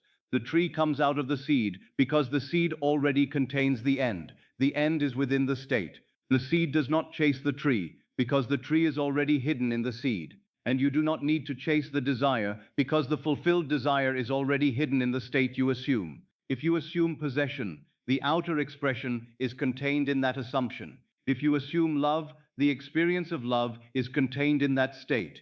If you assume supply, the channels of supply are contained in that state. If you assume success, the bridge of success is contained in that state. The end contains the means. The seed contains the tree. The state contains the desire. Then why chase what is contained in the state? Enter the state. Rest there. When you chase from lack, you are like a seed that has forgotten its nature and tries to run after the tree. It leaves the soil. It abandons the quiet place of growth. It exhausts itself seeking outwardly what could only unfold from within. But when the seed rests in its nature, the tree moves toward visibility. Not because the seed chased it, but because the seed remained true to what it was. Tonight remain true to the state. If you have chosen love, remain loved. If you have chosen supply, remain supplied. If you have chosen success, remain established. If you have chosen healing, remain whole. If you have chosen freedom, remain free. If you have chosen peace, remain peaceful. Do not move from these states back into lack, merely because the outer world has not yet announced its obedience. The outer world is late. It follows. The state goes first. The state is the cause. The world is the visible consequence. When you stop moving as lack, the desire begins moving as fulfillment. To move as lack is to think from not having. To move as lack is to ask, where is it? To move as lack is to feel the desire as separate. To move as lack is to watch the horizon for proof, while forgetting the kingdom within. To move as lack is to interpret the silence as absence, the delay as denial, the closed door as final judgment. But to move as fulfillment is different. To move as fulfillment is to breathe as one who has received. To move as fulfillment is to rest before the evidence. To move as fulfillment is to let the body soften because the inner decision is made. To move as fulfillment is to think from the end, not toward it. To move as fulfillment is to carry the feeling that the desire knows where to find you because you have become its owner. This stillness is not inactivity. A man may be outwardly still and inwardly commanding a world. A woman may be lying in bed, body quiet, breath soft, and yet she may be occupying a state more creative than all the anxious movements of the day. The outer man may appear to do nothing, but the inner man has assumed. And assumption is the true act. Stillness is not inaction, it is command. When the body rests in the feeling of possession, the deep mind receives the command. When the mind ceases to chase and accepts the end, the invisible begins arranging. When the heart no longer begs and begins to receive, the desire begins to move toward its rightful address. You are not doing nothing. You are acting at the level of cause. This is why sleep is so powerful. In sleep, you cease the outer running. You cease the visible effort. You cease the attempt to manage every path. And if, before sleep, you enter possession, then your stillness becomes command. The night carries the command into the deep. The subconscious receives it. The law begins its silent work, and the desire, which seemed far, when chased from lack, begins to move toward the state that now claims it. Let the chase end in your body. Perhaps you have chased for a long time, chased love, chased certainty, chased money, chased opportunity, chased healing, chased approval, chased peace, chased signs, chased proof, chased the feeling that everything would finally be all right. Let the body know now that let the chest hear it, let the hands hear it, let the breath hear it. The chase may end. You are not giving up the desire. You are giving up the state of lack. You are not abandoning fulfillment. You are abandoning pursuit from absence. You are not becoming passive. You are becoming commanding through stillness. A king does not chase messengers. A magnet does not run after iron. A seed does not chase the tree. And the one who has does not chase the desire. He occupies the state. He receives. The old mind may say, but if I stop chasing, nothing will happen. This is the fear of the seeker. The seeker believes that anxiety is movement, and that without anxiety, life will become still. But anxiety is not creative movement. It is often movement in circles. It exhausts the mind while returning to the same state. The true movement begins when the state changes. You do not need to keep fear alive to keep desire alive. You do not need to keep thinking about absence to prove that you care. You do not need to keep reaching in order to receive. You may care deeply and still rest. You may desire fully and still stop chasing. You may allow the desire to be sacred without making it distant. You may love the fulfillment without placing it beyond yourself. You may say, this matters to me, and still occupy the state of having. The desire moves when you become still in possession. Love moves toward the loved one. Supply moves toward the supplied one. Success moves toward the established one. Healing moves toward the whole one. Freedom moves toward the free one. Peace moves toward the peaceful one. The outer world is always seeking correspondence with the inner state. It must. It has no other law. It cannot permanently deny the state you faithfully occupy. It may appear to delay, but delay is often part of arrangement. It may appear to be silent, but silence is often the bridge forming out of silence. It may appear unchanged, but the invisible may already be moving. Your task is not to chase the movement. Your task is to remain the state. Imagine now gently that the desire is no longer ahead of you. It is moving toward you because you have stopped moving as lack. You are not running after it. You are resting in the end. You are like the throne occupied. You are like the magnet still. You are like the seed in the soil. The movement is no longer nervous. It is lawful. The desire begins to find you through the bridge. It may come as a word. It may come as a letter. It may come as a meeting. It may come as an impulse. It may come as a change in another. It may come as a door opening. It may come as a door closing and turning you toward the true one. It may come through ordinary means that seem almost too natural to be called miracle, but it comes because the state summons it, not because lack chased it, because possession called it. When you stop moving as lack, the desire begins moving as fulfillment. Let that become your sleep thought. When I stop moving as lack, the desire begins moving as fulfillment. When I stop chasing love, love begins moving toward the loved state. When I stop chasing supply, supply begins moving toward the supplied state. When I stop chasing success, success begins moving toward the established state. When I stop chasing healing, healing begins moving toward the whole state. When I stop chasing freedom, freedom begins moving toward the free state. When I stop chasing peace, peace begins moving toward the peaceful state. This is the true stillness. It is not empty. It is filled with assumption. It is not weak. It is filled with command. It is not waiting in lack. It is resting in possession. It is not doing nothing. It is being the cause. And now, as sleep comes nearer, let yourself practice this holy stillness. Do not reach. Do not run inwardly. Do not lean forward into tomorrow. Let tomorrow come to the state you occupy. Let the desire come to the owner. Let the messenger come to the throne. Let the iron come to the magnet. Let the tree emerge from the seed. You remain. You rest. You are. I am the one who has. I am the one my desire finds. I am the owner within. I am still, and my stillness commands. Let the body feel the power of not chasing. Let the heart become calmer, because it no longer begs at the door. Let the mind become quiet, because it no longer must manage the path. Stillness is not inaction, it is command. And tonight, your command is possession. And now, my friend, let everything become quiet. There is nothing more to chase tonight.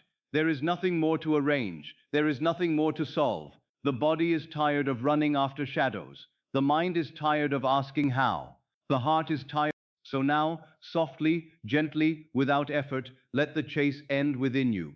I do not chase. Let those words be slow. I do not chase. Let them move through the body like a final release. I do not chase. Not love. Not supply. Not success. Not healing. Not freedom. Not peace. Not recognition. Not the answer. Not the sign. Not the bridge. I do not chase. I become. I rest. I receive. I receive. I receive because I have entered the state of receiving. I receive because I have ceased to identify with the one who waits outside. I receive because consciousness has accepted the end. I receive because I am the one who has. Let the body soften around that. I receive.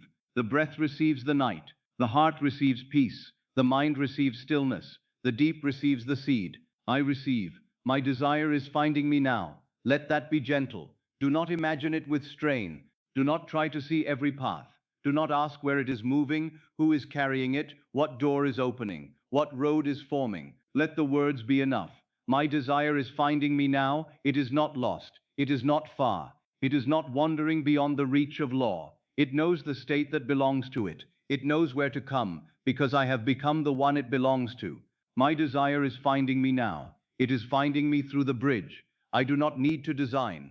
It is finding me through movements I do not need to supervise. It is finding me through arrangements I do not need to understand. It is finding me through the quiet obedience of the law. My state calls it in, not my fear, not my panic, not my pleading, not my overthinking. My state calls it in. The state of possession calls it in. The state of being loved calls love in.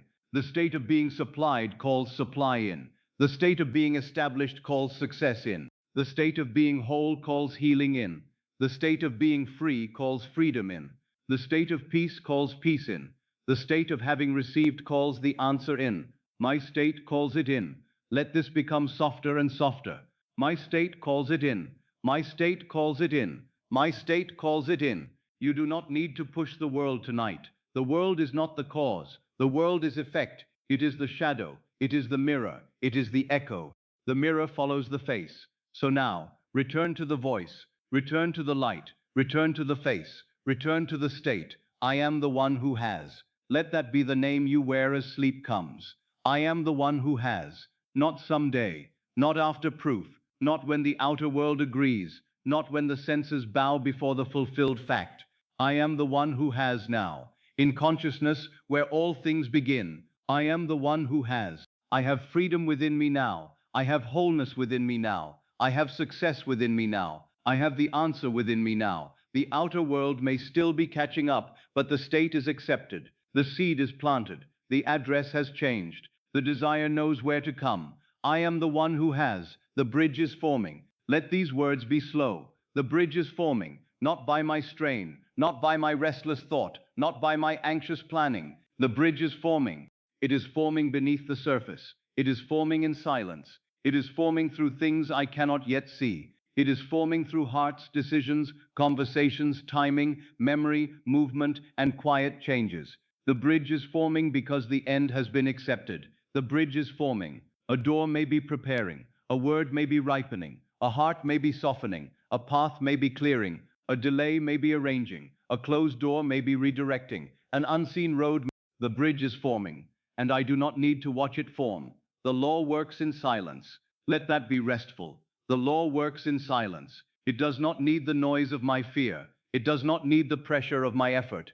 It does not need me to stay awake and guard the invisible. It does not need me to measure every hour. It does not need me to dig up the seed. The law works in silence. The seed does not shout while it grows. The dawn does not argue with the night. The river does not strain to find the sea. The law works in silence, and I rest in that silence. I do not chase, I receive. My desire is finding me now. My state calls it in. I am the one who has. The bridge is forming. The law works in silence. It knows where to find me. My desire knows where to find me, because I have changed the address within. It no longer looks for the old self who waited. It no longer looks for the old self who lacked. It no longer looks for the old self who trembled before appearances. I am not sleeping in the old name tonight. I am sleeping in possession. It knows where to find me. Love knows where to find me. Supply knows where to find me. Success knows where to find me. Healing knows where to find me. Freedom knows where to find me. Peace knows where to find me. The answer knows where to find me. It knows where to find me, because I am no longer scattered in pursuit. I am not running through 1,000 anxious roads. I am not leaning into tomorrow as one who is empty. I am here, in the state, in the end, in the quiet possession of consciousness. It knows where to find me. I sleep in possession. Let the body hear that. I sleep in possession, not in fear, not in waiting, not in lack, not in longing, not in the old story. I sleep in possession. I sleep as the one who has. I sleep in possession. The body can rest now. The breath can soften now. The mind can let go now. The heart can stop reaching now. There is no need to chase in sleep. There is no need to solve in sleep. There is no need to manage the bridge in sleep. Sleep is the surrender of the outer man and the reception of the inner command. So I sleep in possession. I give the deep mind the feeling of having. I give the night the state of fulfillment. I give the law the seed of the end. I sleep in possession. I sleep as loved. I sleep as supplied. I sleep as established. I sleep as whole. I sleep as free. I sleep as peaceful. I sleep as the one who has received. And when I wake as the one it found. Let that be planted gently. I wake as the one it found, not the old one, not the frightened one, not the one who begins the morning by checking, not the one who asks, did anything change? Not I wake as the one who slept in possession. I wake as the one who carried the fulfilled state into the deep. I wake as the one whose desire is already moving through the bridge. I wake as the one it found. If morning comes and the old world appears for a moment, I do not bow to it. I remember the state. I remember the night. I remember the seed. I remember that the world is effect, not cause. I remember that the bridge is forming. I remember that what I slept as, I have begun to. I wake as the one it found. But for now, even morning can wait. For now there is only sleep, only rest, only the quiet descent, only the soft certainty of possession, only the gentle knowing that my desire is not far. It is finding me because I have become the one who has it. I do not chase, I receive. My desire is finding me now. My state calls it in. I am the one who has. The bridge is forming. I wake as the one it found. Let the words become slower now. I do not chase, I receive. My desire is finding me now. My state calls it in. I am the one who has. The bridge is forming. The law works in silence. It knows where to find me. I sleep in possession. I wake as the one it found. Again softer. I do not chase, I receive. My desire is finding me now. My state calls it in. I am the one who has. I sleep in possession. I wake as the one it found. Let the mind grow quiet between the words. Let the spaces widen. Let the meaning sink deeper than thought. You need not repeat with effort. You need not hold the phrases tightly. Let them float downward. Let them become feeling. Let the feeling become sleep. I do not chase. The chase is over within. I receive. The heart is open now. My desire is finding me now. It moves by law. My state calls it. The new name is mine. The bridge is forming. The unseen is arranging. The law works in silence. The deep mind obeys the state. It knows where to find me. The address is possession. I sleep in possession. The seed enters the night. I wake as the one it found. The morning receives the new self. And now, rest. Let the body become heavier. Let the breath become softer. Let the thoughts lose their sharpness. Let the room fade. Let the outer world grow. Let the old self dissolve into the night. You do not need to carry the old story into sleep. You do not need to take lack with you. You do not need to take rejection with you. You do not need to take fear with you. You do not need to take pressure with you. You do not need to take the question how with you. Lay it all down at the gate of sleep. The desire is not found by the old self. It is found by the one who has become its owner. So sleep as the owner. Sleep as the receiver. Sleep as the fulfilled one. Sleep as the one who does not chase. Sleep as the one whose state commands silently. Sleep as the one the desire recognizes. There is nothing violent in this command. It is soft, it is deep, it is the command of identity. It does not disturb the body. It does not trouble the heart. It does not tighten the mind. It is the command that says, I am loved, I am supplied, I am established, I am whole. I do not chase, I receive. My desire is finding me now. My state calls it in. I am the one who has. The bridge is forming. The law works in silence. It knows where to find me. I sleep in possession. I wake as the one it found. Let these words now become almost a whisper in the soul. I do not chase. I receive. It is finding me. My state calls it in. I am the one who has. The bridge is forming. And if sleep comes before the words are finished, let sleep come. Sleep is not an interruption. Sleep is the delivery of the state into the deep. Sleep is the quiet servant of assumption. Sleep carries what the waking mind no longer needs to hold. Let sleep take the feeling. Let sleep take the possession. Let sleep take the new address. Let sleep take the I am. Let sleep take the fulfilled state. You do not need to keep watch. The law works in silence. You do not. The bridge is forming. You do not need to chase the desire. It knows where to find you. You do not need to become later. You are the one who has now. Rest in that. Rest deeper. The desire is not far. It is finding you because you have become the one who has it. It is finding the loved one. It is finding the supplied one. It is finding the established one. It is finding the whole one. It is finding the free one. It is finding the peaceful one. And that one is the state you sleep in now. I do not chase. I receive. My desire is finding me now. My state calls it in. I am the one who has. The bridge is forming. The law works in silence. It knows where to find me. I sleep in possession. I wake as the one it found. Softer now. I do not chase. I receive. It is finding me. My state calls it in. I am the one who has. The bridge is forming. The law works. And now, even the words may fade. Only the feeling remains. Possession, relief, safety, belonging, peace. The desire is finding me now. The bridge is forming now. The law is working now. I rest now. I sleep now. I